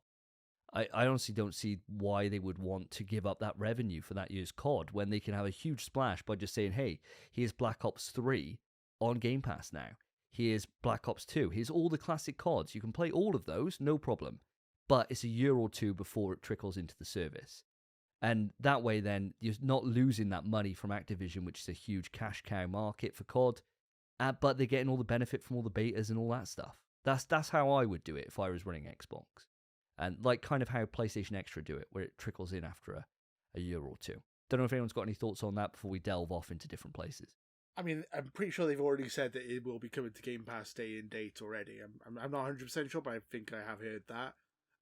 How they would counter that, how they would counter that was obviously they're bringing it to Switch, they're bringing it to PC, they're bringing it to PlayStation. All those console owners will be paying full price for it, and then the Xbox owners, they're going to get gullible people like me who will pay extra money for the premium version to get it a couple of days early, like I did with Starfield. I've paid £30 for Starfield 5 days early, and I got the controller and everything. That's how they're going to get people. They release a premium version that's like, oh, get 5 days early access and and you get the season pass and extra content and all that for £35, and they'll get the Call of Duty fanboys with that. I am sure that they will pay for that. So that's their workaround. I'm pretty sure and their goal is to make Game Pass like ubiquitous. They want it to be the next Netflix, so they are willing to sacrifice the income of a Call of Duty to get it to that level. Because having Call of Duty day one is going to be a Game Pass like driver, like a subscription. Stranger Things comes out, everyone gets Netflix. It's going to be the same thing now with Game Pass. So, the new Call of Duty is on Game Pass. I'm going to subscribe, and that's going to be their big fluctuation of customers. So I think they already said that it's going to be day one still. But hey, you never know. Maybe you might be right, Davey. But from what I've heard, it is going to still be day one. I've just been doing a quick Google around, and I think you guys are slightly missing the PC market here. Because, of course, if Call of Duty comes to Game Pass, I would assume that would be included in the PC offering in Game Pass as well. And the study that I'm looking at is the market share for COD, and that study was done in March of 2023. So it says 42% PlayStation users, so the mass market, really. That's where most people are playing the modern Call of Duties. Then you've got Xbox at 25.6%, and then you've got the rest over on PC. So the actual PC share is bigger than COD. So you're going to be losing out on their money as well. And I think generally PC games are cheaper. So they're not paying the higher echelons that we are over on PlayStation, but there is a big chunk of money there that you're going to lose by including Call of Duty within Game Pass for PC.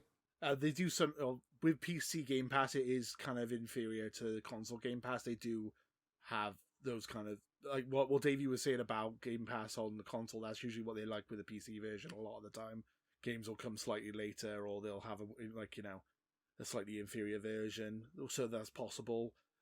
You're right about PC. It is a big market, but they're also trying to grow in that market as well. So I could see. I don't know. It's up in the air still, but. Yeah, it's going to be interesting, for sure. Yeah, we'll have to wait and see. And I mean, this is the thing, and I've said this countless times on the podcast, but, Big Daddy Microsoft, they can fund it for the moment, and they're not worried about it. But at some point is going to reach a point where they say, right, well, the balance books are looking like Xbox and Game Pass are losing us a fucking bucket ton, and we got to increase it somehow, right? So the next couple of years are going to be really interesting to see what happens if they get the growth that they're expecting from this. You know, if they double subscriber base overnight, fantastic, right? They'll be jumping for joy on that. But if they only increase by like 10% or something, I imagine they're going to have to really go back to the drawing board and think what they can do in terms of managing their back books. But we'll have to wait and see. I suppose time will tell, and I'm sure that we'll be at episode 100 and we'll be able to break down the stats. But let's move on to what the kind of future looks like. Now, this is something I really want you guys' opinion on, because I've seen this and it just I couldn't fucking believe what I was reading, right? Let me pull this up on Twitter. Hold up. Yeah, here we go. So this tweet, right? This tweet went out to like 283,000 people saw this, right? And there's loads of different replies and stuff. But this guy called Nick on Twitter, Parvam Provinci or whatever it is. Best thing PlayStation can do is to ban COD on PlayStation and create deals with Battlefield now that COD veterans are in charge. Microsoft and AVK will lose billions. Sony will lose too, but they will take them back from Battlefield and EAFC deals. Right, can we just be honest here? What a shit take that is. What an absolutely abhorrently shit take. There is no chance that PlayStation would ever do this. Now, I could see maybe they get the marketing deal for Battlefield. That's exactly what Xbox did last. For the last Battlefield, they had the marketing deal for it because COD had PlayStation. It makes perfect sense to do that. I can see that too. But you wouldn't fucking cut your nose off. PlayStation, they just do it. They have to do nothing, and they get 30% of the sale for whatever gets sold on the platform for doing literally fuck all. What a crazy take. Like, this is the thing. I see in shit like this all over. And the other take I'm seeing, guys, and I want your opinion on this as well, is I see them coming out and saying, all right, now it's time for PlayStation to buy EA. Now it's time for them to buy Capcom. Now it's time for them to buy... And it's like, right, let's just hold the fucking phone here. Everyone's buying everyone at the moment. The industry at large is being consolidated into the hands of very few. We want to fucking stop this nonsense. Like, I don't mind if we bought little studios. Like, I personally really want the next purchase to be Arrowhead, the makers of Helldivers. That's the purchase that I really want to see. It makes perfect sense for me. I thought it would have happened years ago, but it never has. There's a difference between that and buying someone like an EA or a Capcom or fucking Ubisoft or anything like that. You don't want that to happen, because the more you get these massive publishers under the hands of very few people, you're going to see just a lack of creativity, a lack of focus, a lack of vision, and ultimately it's going to just dilute our industry. And so I personally do not want to see a fire back from PlayStation on this. I could be in the minority here, guys, but what are you thinking? Do we need to buy someone, or do we need to adopt Battlefield as the new game that you and me sweat every single day now, Spence? What do you think? Mate, I completely agree with you. I think Sony going to be making money regardless. There's no need for a clapback. We have enough studios. Xbox has enough studios. Just settle down. Let all the big boys be where they want to be. Let games be multi-platform.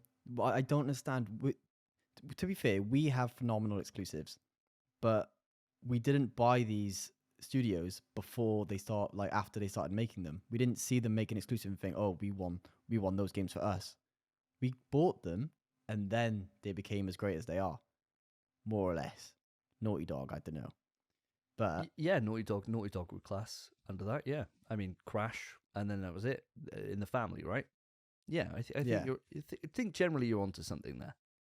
Yeah, it's not like we're just trying to get the biggest names, seeing Rockstar, Bethesda, everyone, and thinking, oh, chuck them money. They're ours now. There's no point. Sony don't have a reason to clap back. As much as they might be a bit pissed off, sure, they've brokered a deal for 10 years of Call of Duty, and they're going to be making money hand over fist. There is no reason for them to clap back. At least maybe plan something for the deep future for when those 10 years are up. But for now, don't rush into anything. And like you said, bro, just buy Arrowhead, please. Please. You don't need to be fair. We're getting Helldivers 2 exclusive anyway. But Just give them that. Just get them in the family before give someone them else the money. does. Yeah. Give them the money. Yeah. There's just, you may as well. I don't think, there are some studios that I think just would refuse to be bought by Xbox. And I think Arrowhead is one. I think Capcom's one. And I feel like some of those studios, Capcom as well, I don't think Capcom would want to be purchased by Sony. No. I think it's just the way they go. They're making so much money. If it wasn't for 69 billion going to Bethesda Activision, they would have probably refused. It's just such a ludicrous amount that they were like, fucking yeah, I suppose so. It's stupid. And Xbox aren't making that much money to be giving it away. They're taking money out of Windows. That's all they're doing. It's not their money to spend. I feel like they should spend what they earn, if you know what I mean. I'm sure Sony's dipped into their other platforms too. Their DVD players, their TVs, their Blu-rays. DVD players. Yeah, I the know, sales, all the the way sales back. of DVD players, mate. Woo! Sales, They're mate. flying off. £8 a pop now, charity shop. Yeah, But they're flying off the making shelves. 30% on those. But I think just spend what you earn. I think just do what you're doing. I want to see all the acquisitions just stop. There's no need for it. We got enough games. Xbox could use some more, but they've just bought a lot. So they should be quite happy. If Xbox goes and buys another studio now after spending that amount of money, I would be amazed. Absolutely amazed. There's no need. Sony don't need to retaliate. Well, we thought this with the Bethesda deal, right? When that was wrapped, thought, right, well, this is the end of like huge purchases. You know, Bethesda was worth more than Star Wars, I think they paid for that one. And so you think, right, well, it's got to stop, and it just doesn't ever seem to. And it seems to be just this war at the moment that people on Twitter are putting out there of it being like, oh, we're buying Rockstar next. It's like, right, yeah, no way. No fucking way are we buying Take-Two, right? We can't fucking... Sony don't have that kind of money to buy Take-Two. I mean, there's a rumor going around now that that's Xbox's next acquisition is Take-Two. Apparently, that's the rumor going around, which is Not a ridiculous. But yeah, during the court case, it did come out that they were trying to buy Sega before they tried to get Activision. That was their next target. I believe Sega's come out recently saying they didn't want to get purchased. So, but they're just going to keep having a close relationship with Sega. But I imagine if they paid them double or triple what they're worth, I'm pretty sure they would cave and join Xbox, I would imagine. Yeah. But yeah, what Spence, you were saying about Activision, they were actually trying to get sold. They were like pitching around to different companies to try and get sold when the deal came through, because they were like all the sexual harassment stuff and all that. The Activision was like a really bad place in the stock market and stuff. So they were just trying to get sold by like literally anyone. I think I can't remember exactly. I think it was Amazon they approached, I believe, first. That's horrendous. And then Phil was just like Phil Spence just jumped in. But yeah, consolidation is not great. I agree with you on that. I mean, for me, this is good because obviously I'm a Game Pass subscriber and I'm really enjoying having access to all these new games. But consolidation, no, it's obviously not a good thing. But the only thing I could really say to counter that is that it's going to happen anyway. You got Tencent, you got the Embracer Group, Amazon's trying to get into the gaming space, Google's trying to get into the gaming space. It's, I predicted it like a while ago, but I do think that either Amazon or Google will be buying PlayStation at some point. Just to warn you guys, I think that will probably happen because they want to get in the gaming space, and like that's the biggest, like the number one company in the business at the moment, PlayStation. So yeah, or at least they'll attempt to buy it. I'm not sure if PlayStation will be coerced because like I don't know if you guys heard the story that when Xbox first started out, they wanted to buy Nintendo, and Nintendo laughed them out of the room.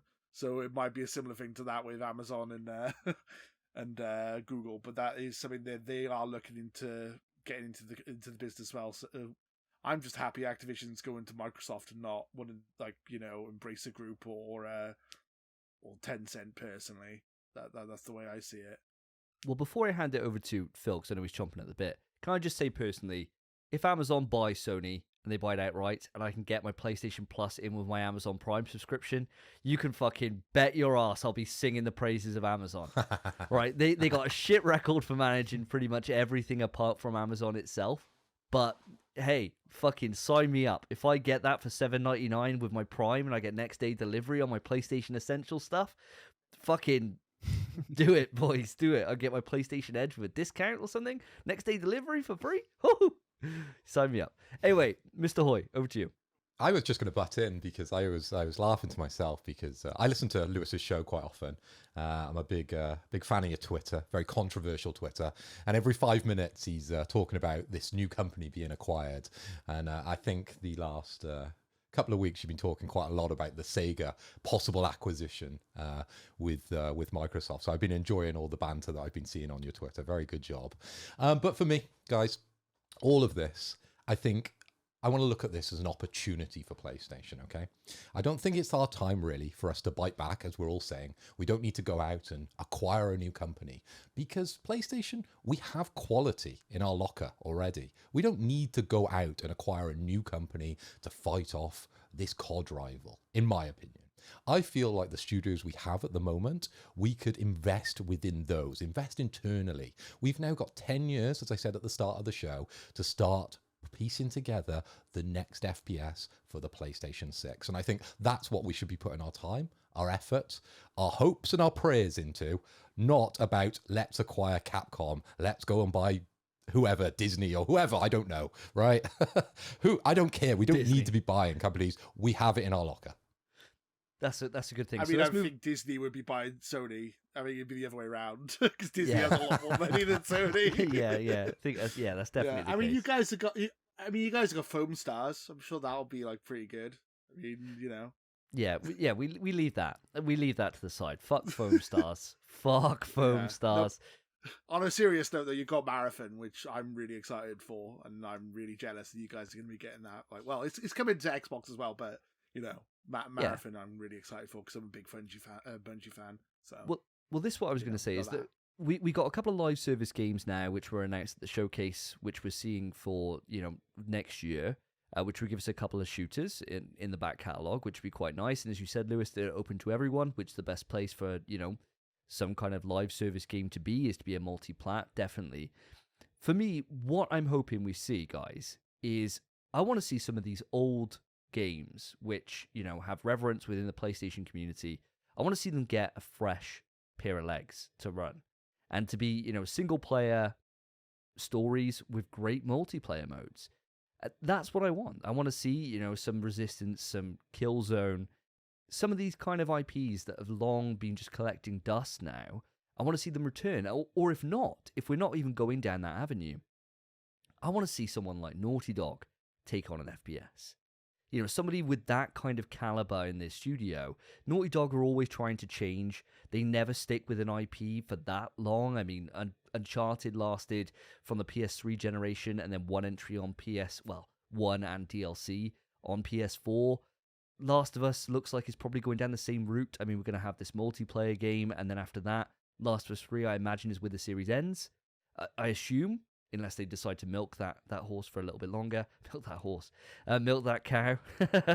You can milk a horse. That's a strange milk, that is. You can milk a horse. It is a mammal. It is a mammal. But, we're all thinking about milking the cock. Anywho, back on track. So, yeah, I think some of these studios, right, that have renown, that have shown that they've got talent, that they want to stretch their legs. They don't want to be working on the same things in perpetuity.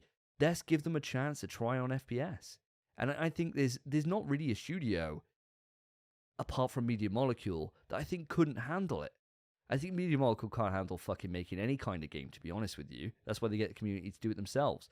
But every other studio, I think, could do an FPS, especially when you've got someone like Bungie in your, a phone call away to say, hey, can you have a look at this and make sure we're doing this right? What lessons can we learn from you? From creating these amazing single-player experiences in Halo 1, 2, 3, and ODST.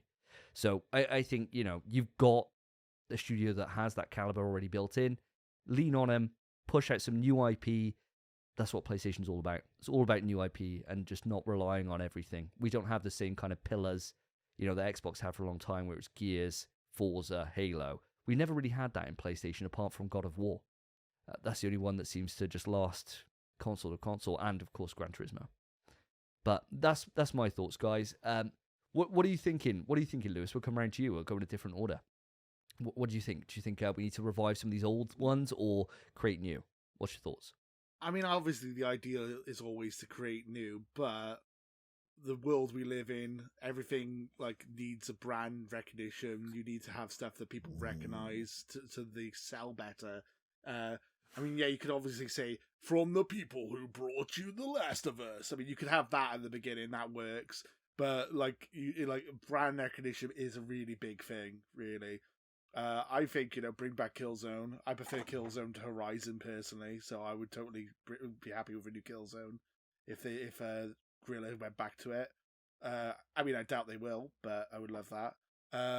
But yeah, Resistance. You've got lots of really good first-person IPs in your back catalogue, and I think that you could just bring them back, even if they're just like superficially completely different, but just have like just the name, just for brand recognition. Like Siphon Filter, just bring that back, but just have it completely different.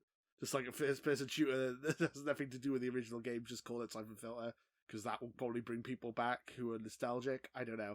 But nostalgia is a powerful drug, and PlayStation do have a lot of these names that people are nostalgic for. Even if the games some of them are a bit rubbish, people will still be nostalgic for some of these like older games. So I think your best bet is to bring back a lot of stuff, but I mean, new games are always better, but I think nostalgia sells.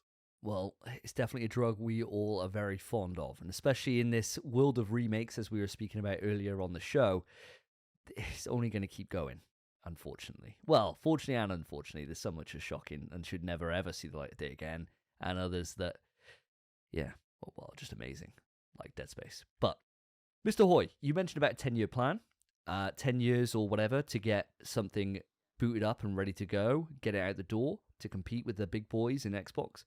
What are you thinking? I completely agree with Lewis. Yeah.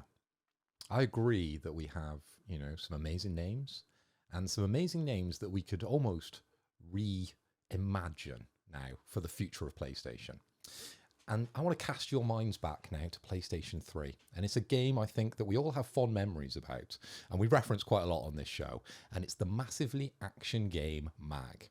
Now, back on the PS3, this game had a lot of big ideas, okay? Were they executed well? No. Was the game good? No. Was it a laggy piece of terrible poop? Yes. The game was terrible. But it's a game that has stuck with us. And if I'm taking a vote, that's the whole all four of us remember this game. And I think it would be an IP if there was a new MAG now coming out for PS6 or the end of the PS5. I think the power of the PS5 and the future of PlayStation, we could realise those big dreams that they had back on PS3. And it's the perfect title for the future of FPS on PlayStation. Well, thank God. Please clip that. Yes. Please clip that. MAG 2, yes. MAG 2. Thank God. Thank God we are not in a position of influence at Sony, because MAG 2 should never see the light of day. Ever. All right? That first game was shit. I bought it. I played it for a week. I played it with Big Dog. We sweated it. The hit detection just didn't work. You'd fire literally 40 rounds into someone's face and it just wouldn't even class. And they just turn around and kill you in one shot. It was great. And none of the vehicles worked. It was a total clusterfuck. And everyone walked away. They had some big ideas, mate. Big ideas. So did Media Molecule, mate. And we see how that goes. Enough said. Spence, what are you thinking? I was going to say MAG 2 brought to you by Media Molecule. Oh, That'd be outrageous. I think, and it's quite simple, and I think everyone should just agree with it. Killzone. Just bring back Killzone. I mean, we're all thinking it. We all want it. Think of how graphically impressive Killzone was back then. Think of how good it could look now.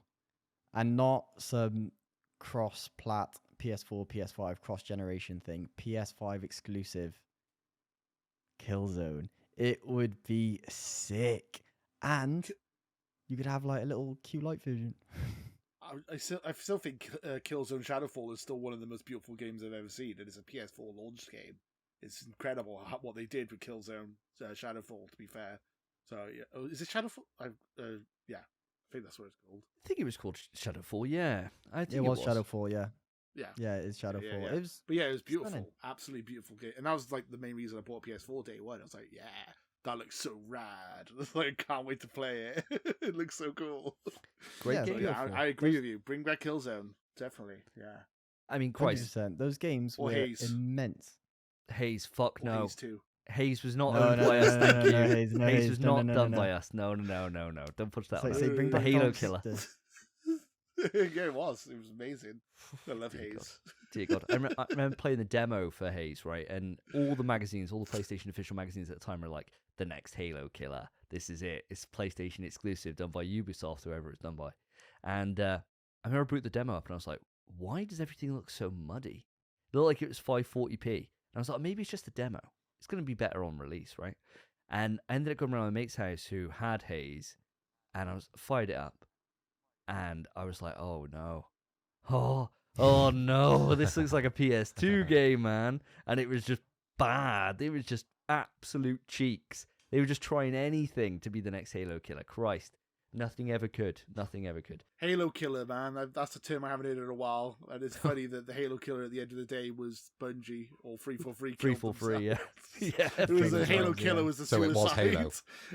Halo was The Halo killer. killer was Halo, yeah. Yeah. And now Call of Duty is the shooter, unfortunately. But there you go. It's like That's some right too. mad Heavy Rain plot that is, where Halo was the killer all along. I think, right, Killzone, but also we're not even thinking Factions is still yet to come out.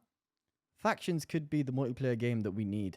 For all we know, they've spent fucking years on it now, absolute donkey's years. It was supposed to come out with Last of Us Part 2, and it obviously got delayed. When did Part 2 come out? 2019? Ridiculous amount of time. They could suddenly be like, oh, we're showing you the gameplay now. It's got a first-person mode. Whoa! Bang. There you go. Sorted. And we're also just saying the FPS space. Why does our big competitor need to be a first-person shooter? It doesn't. It just needs to be a multiplayer game. It could be a fantastic third-person shooter like Gears, but it hopefully isn't. It could be anything. It could just be our Factions. Our Factions could be the big competitor. We don't really know. But if they want something safe with a big name that will 100% at least marginally compete, Killzone. That is the answer. I mean, you're right, Spencer, because like the real Call of Duty competitors at the moment are games like Fortnite and FIFA and Madden. Like, they're the games that compete with Call of Duty when it comes to sales and it comes to audience. So it doesn't necessarily have to be a shooter. I mean, you're completely 100% right there. And I was wondering, when you said Factions as well, I mean, there's the rumored Last of Us Part 2 remake coming out. Do you think that would be tied to that in some way? Because you were saying about how it should have come out with the original Last of Us Part 2. Do you think there'd be any like Factions connection, maybe a beta in there or something? I imagine there probably will be a link. I can't imagine to what end. Maybe just releasing the same time, kind of like... I think they'd try to release the same time and they do what Capcom does with their games that can't be mentioned, where they're like also included as this multiplayer mode which comes out 2 years later. They might end up doing something stupid like that, which I suppose they've technically already done.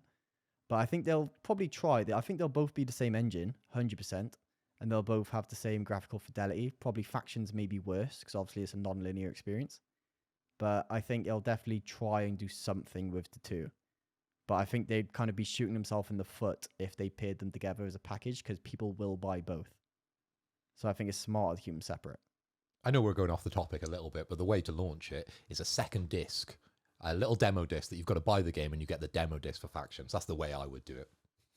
That's the way I do every single major I've seen that release. being very successful. Yeah. I mean, Yeah. it We all might be- bought Zone of the Enders it might from be a Metal Gear Solid 2. Yeah. It's the only reason why Exactly anyone right. bought Zone of the Enders. Well, Crackdown on the Xbox 360, that sold really well, the original Great Crackdown, game. and the only reason it did is because you had the Halo 3 beta on it as like an additional download, so there you go. There we It go. works. It There we works. go. Guys, while we bring this to a close, I just want to leave you just with a thought on this. You were mentioning about it doesn't have to be a first-person shooter, so my mind was reeling on that. I thought, actually, there's something to this. PlayStation All-Stars Battle Royale 2, baby. That's the game that we didn't know we need, but we need. Maybe we don't compete with COD anymore. Now we compete with Smash. Let's get a game that sells bucket tons and get our Joels fighting our Kratoses. Bring it back. That's a losing battle. I mean, that One's makes already sense. dead. Well, I was going to say, I mean, if you want to compete with Nintendo, you got to make God of War kart, haven't you? That's the next one. It's got to be it's going to be a kart racer. Dibs be in the head. if this is the part of the show we're going to have some mad takes, here's my mad take. We get Counter-Strike 2 on PlayStation.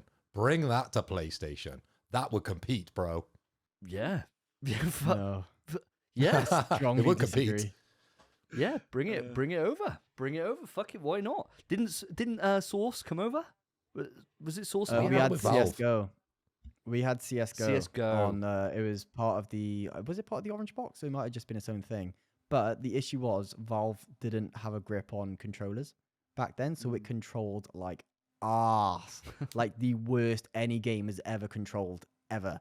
It was abysmal, and you were locked at like 0.002 sensitivity. It Nice. was. It had a quick turn button. I'm pretty sure in an FPS game, because the sensitivity was so low, they had to add one. It was bad. So as long as they fix that, CS:GO 2, sure, but they won't. Not a chance. Well, Valve have released their own handset now, so they understand handsets. They're past that. They That's could true. easily implement handsets into the new Counter-Strike. Why not? I think it'd be a great shout if they could get hold of it and get it over. Fuck yeah, I'd try it out. I'd give it a go. I'd get smoked by all the PC lot, but that's the beauty of PlayStation is you've got a good enough player base that you can turn off crossplay. So we don't have to worry about playing with all the sweaty PC nerds, It's just then the problem is that some people would use mouse and keyboard on the PlayStation, like the scrubbos on COD do. And yeah, can't be having that.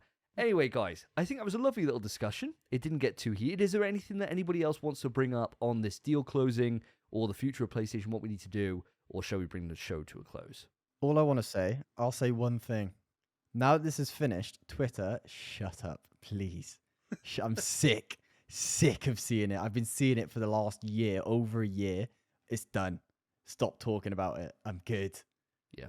Get out my It's done. face. I will block you. Get away from me. I'm done. It's done.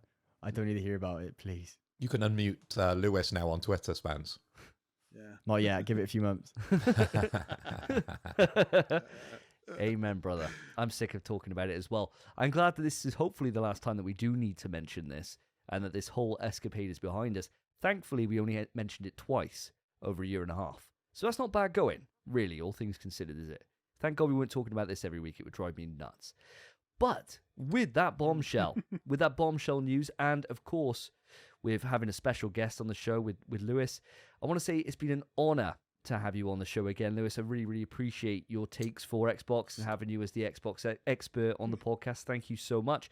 Of course, if you want to follow Lewis and see what he gets up to, you can check out X Marks the Box, an Xbox podcast, and Potato Pro Wrestling. Is that right? Have I got that one right for YouTube? Yep. Potato Pro Wrestling, and I'm on Potato Pro Wrestling on Twitter and on Threads. Same with Xbox Box. And also, we've just launched our limited run Halo podcast, Halo There. So that's going to be That's around a for great 6 name. weeks. That's a great name. That is a fantastic name.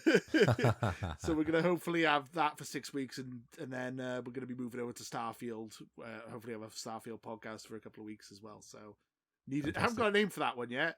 If you have any funny puns, let me know in the comments below. I would really appreciate that. I think you're doing a great job yourself. That's a fantastic Halo podcast name, and I'll certainly be checking that out. But this has been episode 71 of In PS We Trust, a PlayStation podcast. I hope you've enjoyed it. If you have, remember there's a couple of ways that you can interact and support the show. First off, if you want to support us, then of course, if you're watching on YouTube, then hi. Put a like on the video, subscribe to the channel if not already. If you're on any other podcast service, hit that ratings button. It all helps us. We're at a perfect 5-star rating on every single service, which is incredible. So thank you all ever so much. Could do with the numbers pumping up a little bit. So see what you can do. I'm not even going to insult you today. We're in the fresh new run of episodes. I'm feeling jolly. And finally, if you want to interact, if you want to give us your hot takes, your suggestions on what PlayStation can bring back, then of course you can reach out to us on the socials. We're on Twitter at InPSWeTrust. And all our individual Twitters will be in the description of the episode. Check them out. Get in touch. We don't bite. This has been episode 71. I've been Davey. I've, of course, been Phil. I've been Spencer. I've been Lewis. Pleasure being here. Thanks, guys. Thanks for having me. Take care, guys. Peace. In PS We Trust is hosted by Davey, Phil, and Spencer. You can write into the show via our email, pswetrust@gmail.com, our Twitter, is at InPSWeTrust. To find each of us online, follow our Twitters at SSJDavey, at Philip Hoy, at SpenPie_. Thank you for listening. Take care of yourselves, take care of each other. See ya.